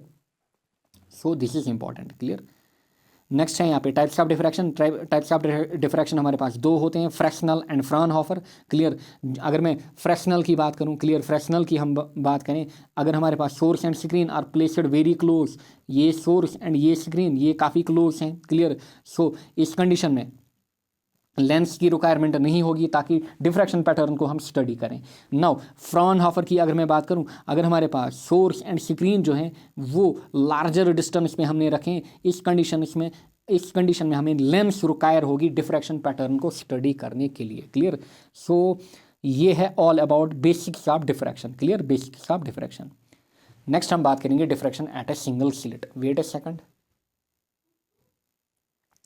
Now देखिए, अब आप यहाँ पे क्या लिखोगे, diffraction at a single slit के लिए, consider a source of light S placed at a focus F. यहाँ पे देखिए, यहाँ पे हमने सोर्स लिया, क्लियर, सोर्स लिया, इसको हमने लिया है कहाँ पे, फॉर एग्जांपल मेरे पास एक लेंस है L1, क्लियर, लेंस L1, इसके फोकस पे हमने रखा है, क्लियर, इसके फोकस पे हमने रखा है इसको, इसके फोकस पे हमने रखा है इसको, दिस इज एफ यहाँ पे, क्लियर, दिस इज एफ यहाँ पे, दिस इज एक रे ऐसे, दूसरी रे ऐसे हमारे पास। एंड आगे हमने क्या किया है, आगे यहाँ पे देखिए, आगे यहाँ पे हमने एक स्लिट ली है एंड यहाँ पे हमने स्क्रीन ली है, क्लियर, यहाँ पे हमने एक स्क्रीन ली है। नाउ देखिए होगा क्या, यहाँ से लाइट रेज आएंगी इधर की ओर जाएंगी, क्लियर, इधर की ओर जाएंगी, एंड यहाँ से लाइट रेज आएंगी इधर की ओर जाएंगी। वेट ए सेकंड, क्लियर, ये हमारे पास है स्लिट, ये हमारे पास है slit, this is the slit. अच्छा, यहाँ पे इसका नाम हमने ए रखा है, यहाँ पे इसका नाम हमने बी रखा है, क्लियर, यहाँ पे इसका नाम हमने बी रखा है। नाउ आगे क्या होगा, आगे यहाँ पे एक वेव फ्रंट इंसिडेंट होगा ए बी के ऊपर, दिस इज वेव फ्रंट, ये हमारा प्लेन वेव फ्रंट होगा, यहाँ पे प्लेन वेव फ्रंट PWF में लिखूंगा, प्लेन वेव फ्रंट होगा, क्लियर। एंड लेट जो यहाँ पे हमारे पास विड्थ है शिल्ड की, लेट ये जो विड्थ है हमारे पास, इसको मैं नाम दूंगा दिस इज ए, क्लियर, इसको मैं नाम दूंगा ए। यहाँ पे आप लिखना let a is equal to width of slit, let a is equal to width of slit, SLIT, clear, a is width of slit. So हम क्या करेंगे, हम यहाँ पे आगे जाकर एक और लेंस लगाएंगे, क्लियर, एक और लेंस यहाँ पे लगाएंगे। सो देखिए यहाँ पे क्या होगा, यहाँ से रे ऐसे, फिर ये जाएगा इधर की ओर, फिर यहाँ से ऐसे, क्लियर, ये जाएगा इधर की ओर। अच्छा, ये जो लाइट ऐसे आ रही थी, इसको इमेजिन कर सकते हो आप, इधर जाएगी। सिमिलरली ये जो यहाँ से आ रही थी, क्लियर, ये ऐसे बेंड होके जाएगी, क्लियर। सो लेट इस पॉइंट को नाम देते हैं हम O एंड इस पॉइंट को हम नाम देते हैं P। एंड ये जो लेंस है, बड़ी वाली लेंस, इसको मैं नाम दूंगा L2 यहाँ पे। सो यही चीज़ें यहाँ पे लिखी है। Consider source of light S placed at focus F of lens L1, a plane wavefront is incident on the slit AB, clear, and the waves come out from each part of lens, each part of slit जो हमारे पास है AB in the same phase. After diffraction the lens L2 will converge light on the screen. So इसने light को converge किया कहाँ पे, screen पे। क्लियरली आपको दिख रहा होगा, क्लियरली आपको दिख रहा होगा। यहाँ पे हमारा ब्राइट फ्रिंज बनेगा बेसिकली, क्लियर। सो उसके बाद आप लिखोगे draw AN perpendicular eight N, clear, AN perpendicular eight N। अच्छा, यहाँ पे आप क्या करोगे, अब यहाँ पे आप परपेंडिकुलर ड्रा करोगे, AN ये वाला परपेंडिकुलर N पे आप ड्रा करोगे यहाँ पे, क्लियर। सो आपने परपेंडिकुलर ड्रा किया। सो यहाँ से देखिए ये जो एंगल है ना, this will be theta, clear. ये कितना होगा, इसको मैं मानूंगा एंगल थीटा, क्लियर, इसको मैं मानूंगा एंगल थीटा। एंड ये जो मेरे पास है, ये मेरे पास होगा यहाँ पे पाथ डिफरेंस x, ये जो आपको दिख रहा है BN, क्लियर, BN, जैसे हमने पीछे किया हुआ है। सो इतना आप डायग्राम बनाओगे, क्लियर, इतना आप डायग्राम बनाओगे। उसके बाद यहाँ पे आप लिखोगे, क्लियर, यहाँ पे आप लिखोगे, सो द पाथ डिफरेंस लिखोगे, the path difference between two waves from A and B is given by, clear, A and B is given by. So आप लिखोगे path difference will be given by x, या फिर this will be given by BN, this will be equal to A path difference आप लिखना PD path difference. So this will be equal to AP minus यहाँ पे BP, clearly आपको दिख रहा है दिस इज AP एंड ये है BP यहाँ पे, क्लियर, AP माइनस BP यहाँ पे, क्लियर। सो अब आप लिखोगे इन ट्रायंगल ABN, जो अभी मैंने बनाई यहाँ पे ABN, ये वाली ट्रायंगल, क्लियर। इसमें आप साइन थीटा को निकालिए, साइन होता है परपेंडिकुलर अपॉन हाइपोटेन्यूज। परपेंडिकुलर कौन सा हमारा, BN, क्लियर, परपेंडिकुलर हमारा BN, हाइपोटेन्यूज A निकल रहा है, क्लियर, हाइपोटेन्यूज A निकल रहा है। सो इन ट्रायंगल ABN मैं लिखूंगा साइन थीटा हमारे पास परपेंडिकुलर अपॉन हाइपोटेन्यूज, परपेंडिकुलर हमारा BN, हाइपोटेन्यूज हमारा A, यानी कि स्लिट्स की विड्थ यहाँ पे। सो BN जो हमारा निकलेगा, ये किसके बराबर निकलेगा, A साइन थीटा के बराबर। एंड BN हमारे पास किसके बराबर है, पाथ डिफरेंस के बराबर। सो जो पाथ डिफरेंस यहाँ पे होती है x, it is equal to A sine theta, very important, clear, इसका आप ध्यान रखेंगे, clear. Path difference, clear, path difference, clear, कितना, A sine theta, note down करिए। आगे बढ़ते हैं, इसी इक्वेशन का आगे जाकर हम यूज करेंगे यहाँ पे। देखिए diffraction at a single slit, clear, diffraction at a single slit. Now देखिए diffraction at a single slit, पहले है यहाँ पे condition is for secondary maxima, clear, condition is for secondary maxima, clear, condition is for secondary maxima. Secondary maxima के लिए, clear, secondary maxima की अगर मैं बात करूँ, क्लियर, देखिए वेट ए सेकंड, यहाँ पे कंडीशन से आप सेकेंडरी मैक्सिमा आपसे पूछेगा, आप सिंपली लिखोगे इसके लिए जो पाथ डिफरेंस होती है x, it is 2n + 1 lambda by 2, clear, ये आप यूज़ करोगे, क्लियर। इसके लिए जो पाथ डिफरेंस होती है, it is x equal to 2n + lambda by 2। और जो हमारे पास ऑलरेडी पाथ डिफरेंस आई थी, क्लियर, सो वो कितनी आई थी हमारे पास अभी, A साइन थीटा। और मैं लिख सकता हूँ डियर x की जगह मैं लिखूँगा जो A साइन थीटा है, ये किसके बराबर होगा, 2n + 1 लैम्बडा बाई 2 के बराबर, 2n + 1 लैम्बडा बाई 2 के बराबर, क्लियर। बेसिकली जब आप इनको चेक करोगे, इसमें n के वैल्यूज आप डालोगे 1 2 3, आपके पास ये जनरल इक्वेशन बनती है 2n + 1 × lambda by 2, clear. So A sine theta, clear, A sine theta as angles, इसके बाद आप लिखोगे एज एंगल्स आर स्मॉल। अगर हम एंगल्स को क्या मानेंगे, small, therefore sine theta will be equal to theta, clear, equal to theta. और मैं लिखूंगा A थीटा किसके बराबर होगा हमारे पास, A थीटा हमारे पास होगा 2n + 1 × लैम्बडा बाई 2 के बराबर। और अगर आप यहाँ से थीटा निकालोगे, थीटा हमारा किसके बराबर होगा, थीटा हमारा 2n + 1 लैम्बडा अपॉन 2a के बराबर होगा, क्लियर। ये हमारे पास है इक्वेशन एंगल के लिए।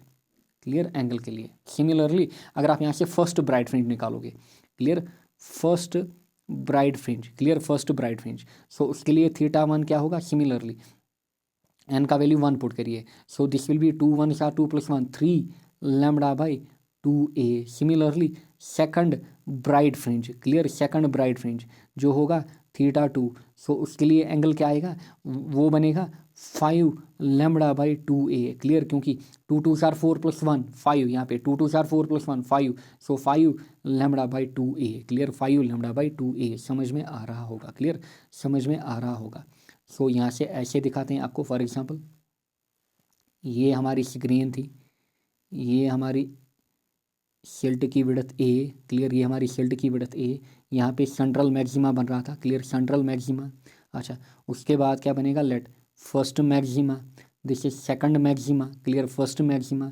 सो लेट ये जो बन रहा है इसके लिए जो एंगल है, क्लियर, ये बन रहा है 3 लैम्बडा बाई 2a पे, क्लियर, 3 लैम्बडा बाई 2a पे, क्लियर, ये जो बन रहा है ये बन रहा है 5 लैम्बडा बाई 2a पे, इसके लिए जो एंगल है it is 5 lambda by 2a। समझ में आ रहा होगा, क्लियर, समझ में आ रहा होगा। एंड बेसिकली जब आप देखोगे इसके लिए जो एंगल है it is 5 lambda by 2a, इसके लिए 3 लैम्बडा बाई 2a, क्लियर, इसके लिए हमारे पास 3 लैम्बडा बाई 2a।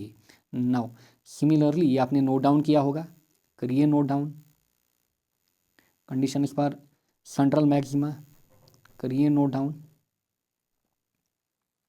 ये भी साथ में नोट डाउन आप कर सकते हैं। इसका मतलब क्या है, सिमिलरली सेकेंडरी मिनिमा, क्लियर, अगर सेकेंडरी मैक्सिमा होगा यहाँ पे सेकेंडरी मिनिमा होगा, इसके लिए हमारे पास जो x होता है basically it is n lambda, clear, x equal to n lambda. And वहाँ से हमने अभी देखा जो a साइन थीटा है that is equal to n lambda, मैं लिख सकता हूँ a sine theta is equal to n lambda, और मैं लिख सकता हूँ ये कंडीशन यहाँ पे एज एंगल्स आर स्मॉल, ये आप खुद से लिखेंगे, देयरफॉर मैं लिख सकता हूँ x into A will be equal to n lambda for small angles, for small angles, clear. और अगर मैं यहाँ से x निकालूँ, x मेरा क्या निकलेगा, this will come out to be n lambda by A, clear, n lambda by A. Similarly अगर मैं यहाँ से फर्स्ट डार्क फ्रिंज निकालूँ वो कहाँ पे बनेगा, अच्छा मैं यहाँ से यार थीटा थीटा थीटा, यहाँ से हम क्या निकाल रहे थे, ए थीटा, एक्स तो गया ना, एक्स तो गया, a wait a second, x तो गया, ए थीटा, यहाँ पे बनेगा a theta, a theta, this will be theta, theta हमारा n lambda by A, clear, n lambda by a. So first dark fringe के लिए, क्लियर, हमारे पास क्या बनेगा, एन का value 1, so this will be lambda by a. Second dark fringe के लिए, क्लियर, सेकंड डार्क फ्रिंज के लिए क्या बनेगा, एन का value 2 lambda by A, clear, समझ में आ रहा होगा, क्लियर, समझ में आ रहा होगा। यहाँ से भी आपको दिखाते हैं, सो यहाँ पे फर्स्ट डार्क होगा, यहाँ पे सेकंड डार्क होगा, ये जो फर्स्ट डार्क बनेगा ये बनेगा लैम्बडा बाई ए पे, ये क्या बनेगा at an angle lambda 2 lambda by a पे, क्लियर, 2 लैम्बडा बाई ए पे। ये चीज़ें भी आप नोट डाउन करोगे, clear, this is for secondary minima, clear, secondary minima के लिए आपके पास ये इक्वेशन आई थीटा की, ये आई थीटा की मैक्सिमा के लिए, नोट डाउन करिए। एंड ये फर्स्ट डार्क फ्रिंज एंड ये सेकंड डार्क फ्रिंज। नेक्स्ट हमें निकालनी है पोजीशन, क्लियर, ये तो हमने निकाली एंगल, अब हम निकालेंगे पोजीशन, कहाँ पे कौन सा बन रहा है, क्लियर, कहाँ पे कौन सा बन रहा है। पोजीशन निकालने के लिए सिंपल है, हमारे पास पोजीशन जो होती है, सो इसके लिए हमारे पास सिंपल इक्वेशन होती है, वी नो दैट थीटा हमारे पास होता है आर्क अपॉन डिस्टेंस, क्लियर। सो अगर आप यहाँ से आर्क निकालोगे, सो आर्क जो हमारे पास होगा that will be theta into distance, clear, theta into distance, so this will be theta into D यहाँ पे, क्लियर, थीटा इंटू डी यहाँ पे, क्लियर। सो आर्क जो हमारे पास होगा this will be theta into D. Now position of bright fringe, clear, position of bright fringe, clear, position of bright fringe अगर आपको निकालना होगा, क्लियर। सो अभी हमने निकाला पोजीशन ब्राइट फ्रिंज की, वो क्या आई 3 lambda by 2a, clear, 3 lambda by 2a। बस आपको इसमें क्या करना होगा, डी मल्टीप्लाई करना होगा, क्लियर। सो आप जनरल इक्वेशन को लिख सकते हो यहाँ पे, क्लियर, पोजीशन के लिए। सो आप लिख सकते हो पोजीशन के लिए जो x होगी, क्लियर, जो x होगी वो हमारे पास क्या होगी, that will be simply 2n + 1 lambda D by 2a, बाकी कुछ नहीं, क्लियर, डी आपको मल्टीपल करना है। Similarly position of dark fringe के लिए, पोजीशन ऑफ डार्क फ्रिंज के लिए हमारे पास इक्वेशन आई थी n लैम्बडा बाई ए, इसमें आपको डी मल्टीपल करना है, क्लियर, ये आप ध्यान रखेंगे। क्लियर, ये आप ध्यान रखेंगे, क्लियर, ये आप ध्यान रखेंगे। फॉर एग्जांपल अगर आपको पोजीशन ऑफ फर्स्ट अगर आपको निकालनी है, first dark fringe, first bright fringe, n का वैल्यू जब आप दोगे इसमें 1, सो ये क्या बनेगा आपके पास x1 कितना बनेगा, आपके पास x1 बनेगा 3 lambda d/2a। Similarly second bright fringe कितना बनेगा x2, वो बनेगा, इसमें 2 डालिए, 2 2 4 4 + 1, सो 5 lambda d/2a। Clear, 5 lambda d/2a, ये है पोजीशन। अभी हम निकाल रहे थे एंगल। दिस इज यहाँ पे हमारे पास सेंट्रल ब्राइट फ्रिंज, फिर ये फर्स्ट, फिर ये सेकंड, यानी कि कितनी दूरी पे ये बनेगा 3 लैम्बडा d/2a पे। This is first bright, this is second bright. दूसरा यहाँ पे बनेगा 5 लैम्बडा d/2a पे। क्लियर, सो इनको मैं रेड से शो करूँगा, ये बनेगा फर्स्ट कितनी दूरी पे 3 लैम्बडा d/2a पे, दूसरा कितनी दूरी पे 5 लैम्बडा d/2a की दूरी पे। समझ में आ रहा होगा, क्लियर, इसका भी स्क्रीनशॉट लीजिए। अभी चलिए पोजीशन ऑफ डार्क फ्रिंज भी निकालते हैं। अच्छा, फर्स्ट डार्क फ्रिंज बोलिए x1 डैश, चलिए x1 डैश नाम देते हैं, सो वो कितना बनेगा लैम्बडा d/a की दूरी पे। सेकंड डार्क फ्रिंज यानी कि x2 डैश कितनी दूरी पे 2, इसमें डालना है, n का वैल्यू 2, सो वो बनेगा 2 लैम्बडा d/a की दूरी पे। क्लियर, 2 लैम्बडा d/a की दूरी पे। सो यहाँ से देखिए अगर हमारे पास ये है फर्स्ट डार्क फ्रिंज, ये है सेकंड डार्क फ्रिंज, देखिए कितनी दूरी पे बन रहा है फर्स्ट जो बन रहा है ये बन रहा है लैम्बडा d/a की दूरी पे। सेकंड जो बन रहा है वो कितनी दूरी पे बन रहा है, वो बन रहा है 2 लैम्बडा d/a की दूरी पे। इसका भी स्क्रीनशॉट लीजिए। क्लियर, पोजीशन भी हमने देखी। अच्छा, इसके बाद आप नोट डाउन करोगे यहाँ पे, इंपॉर्टेंट नोट, स्क्रीनशॉट लेने के बाद important note, in diffraction intensity of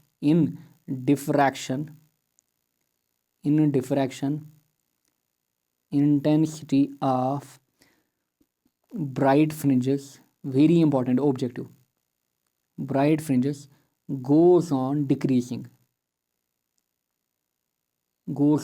यानी कि यहाँ पे जो ब्राइट फ्रिंजेस बनेंगे ना, ब्राइट फ्रिंजेस, स्क्रीन देखिए, ये ब्राइट, फिर यहाँ से ब्राइट, उनकी इंटेंसिटी डिक्रीज होगी। डायग्राम में दिखाता हूँ, यहाँ पे देखिए,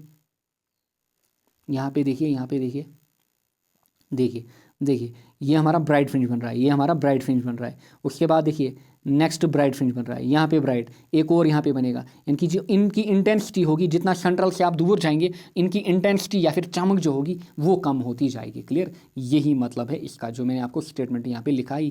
clear, intensity of bright fringes goes on decreasing. Clear, in diffraction, very important objective, in diffraction intensity of bright fringes goes on decreasing. Now आगे बढ़ते हैं, इंटेंसिटी डिस्ट्रीब्यूशन करो। देयरफॉर इसके लिए जो इंटेंसिटी डिस्ट्रीब्यूशन करो होगा वो कुछ ऐसे होगा। क्लियर, देखिए अगर ये है सेंट्रल ब्राइट फ्रिंज, उसके बाद जो इंटेंसिटी होगी वो डिक्रीज होती जाएगी, समझ में आ रहा होगा, इंटेंसिटी डिक्रीज होती जाएगी। क्लियर, इंटेंसिटी जो होगी वो डिक्रीज होती जाएगी। So in diffraction intensity of bright fringes goes on decreasing. Clear, goes on decreasing. अच्छा, पहले की कितनी थी अगर आप देखोगे, क्लियर, ए की for example lambda d/a। Clear, अगर आप डार्क फ्रिंजेस की देखोगे फिर 3 लैम्बडा d/2a, या फिर ये तो पोजीशन हुई। अच्छा, अगर मैं ब्राइट फ्रिंजेस की पोजीशन की बात करूँ, 3 लैम्बडा d/2a, फिर 5 लैम्बडा d/2a, नेक्स्ट की कितनी बनेगी 7 लैम्बडा d/2a। इस हिसाब से नेक्स्ट हम बात करेंगे यहाँ पे width of central maxima, very important, आपके एग्जाम में पूछा जाता है। विड्थ ऑफ सेंट्रल मैक्सिमा क्या है, it is simply distance between 2 minima और first dark fringes on either side of central maxima. Clear, on either side of central maxima. So अगर ये मेरे पास है central maxima, clear, central maxima, बोलिए first minima. Clear, first minima, let black colour से यहाँ पे फर्स्ट मिनिमा बन रहा है, इस साइड में भी एक मिनिमा बनेगा। क्लियर, क्योंकि ये देखिए स्क्रीन के ये है सेंट्रल, यहाँ से भी बनेंगे, यहाँ से भी बनेंगे, सो ये है ऑन ईदर साइड। क्लियर, सो इनके बीच डिस्टेंस कितनी है, पहला कितनी दूरी पे बना ब्राइट, ये डार्क, लैम्बडा d/a। यहाँ पे देखिए पहला कितनी दूरी पे बना lambda d/a, position of dark fringe, पहला कितनी दूरी पे लैम्बडा d/a। सिमिलरली इस साइड से भी जो पहला बनेगा वो भी कितनी दूरी पे बनेगा, वो भी लैम्बडा d/a की दूरी पे बनेगा। देयरफॉर इनके बीच जो विड्थ होती है इसी को हम बोलते हैं width of central maxima. Therefore width जो होगी this will be lambda D by a plus lambda D by a. So width of central maxima जो होगी इसको हम बोलते हैं this is width of central maxima. So ये कितनी होगी 2 times lambda D by a. Very important. Clear. Objective पूछा जाता है या फिर न्यूमेरिकल भी इसके ऊपर पूछा जाता है। निकालिए width of central maxima 2 lambda D by A. And ये भी याद रखिएगा this central band is wider in diffraction. जो सेंट्रल बैंड होता है ना ये वाइडर होता है किसमें, डिफ्रैक्शन में। Next and last year is difference between interference and diffraction. Clear. अच्छा, इंटरफेरेंस में क्या होता है, सुपरपोजिशन ऑफ 2 वेव्स। यहाँ पे क्या होता है, bending of waves around corners. Clear. Intensity सभी ब्राइट फ्रिंजेस की सेम। यहाँ पे intensity of bright fringes goes on decreasing. अच्छा, fringes are equally spaced, constant fringe width. यहाँ पे फ्रिंजेस जो होते हैं they are unequally spaced and जो सेंट्रल ब्राइट फ्रिंज होता है वो मैक्सिमम वाइडर होता है, उसके बाद कम। बाकी large number of fringes are formed कहाँ पे, इंटरफेरेंस में। यहाँ पे less number of fringes are formed. Intensity distribution करूँ उसके बाद आप बनाएंगे यहाँ पे सेम। क्लियर। यहाँ पे कोई भी डिफरेंस नहीं इंटेंसिटी में। यहाँ पे डिफ्रैक्शन में सेंट्रल से जितने भी बाकी आएंगे उनकी इंटेंसिटी कम होती जाएगी। क्लियर। इस हिसाब से आप बनाएंगे। एंड बाकी जो चीज़ें हैं वो आपके सिलेबस में डिलीट की गई हैं, पोलराइजेशन वगैरह, अदरवाइज में उनको भी पढ़ा था। क्लियर। नाउ यहाँ पे इंपॉर्टेंट ऑब्जेक्टिव्स हैं आपके बोर्ड या फिर नीट के पॉइंट ऑफ व्यू से। लाइट वेव्स जो होती हैं they are transverse in nature, ये शो करती हैं interference, coherence, diffraction and polarisation को। साउंड वेव्स जो होती हैं they are longitudinal in nature, they show interference, coherence and diffraction. Therefore ये शो करेंगी इंटरफेरेंस, कोहेरेंस एंड डिफ्रैक्शन को। सो ये आपका कंप्लीट सिलेबस था। क्लियर। आई होप आपने इंजॉय किया होगा वेव ऑप्टिक्स को भी। एंड ये जो टॉपिक है थोड़ा बहुत आपको टेढ़ा मेढ़ा लगा होगा, बट जब आप इसको 1 2 नहीं 3 बार जब आप इसको प्रैक्टिस करोगे आपका हो जाएगा। क्लियर। आपका हो जाएगा। बस इक्वेशंस को आपको ध्यान में रखना है। क्लियर। एंड काफ़ी डेरिवेशन इससे हटाई गई। अदरवाइज जो कुछ चीज़ें मैंने ली हैं वो मैंने डायरेक्ट ली हैं, अदरवाइज मैं उनको दिखाता भी कि ये चीज़ें कहाँ से आई। क्लियर। बट आपकी डेरिवेशन जो है उनको डिलीट किया गया है। जितना मैंने आपको लिखाया आपको बस इतना करना है आपके बोर्ड में। बाकी जो भी टॉपिक्स हैं वो आपके बोर्ड में डिलीट किए गए हैं। क्लियर। वो आपके बोर्ड में डिलीट किए गए हैं। एंड यहाँ पे ऑलरेडी मैंने स्टार्टिंग में ही सिलेबस शो किया। यहाँ पे हमारा लिखा होता था पोलराइजेशन, फिर law of Malus, clear, Brewster's law, use of polaroids, वो सब यहाँ पे लिखा होता था, वो डिलीट किया गया है। So thank you all, best of luck for your exam. And comment करिए अगर आपको ऑब्जेक्टिव्स भी चाहिए। क्लियर। तो कमेंट सेक्शन में बोलना। Thank you all.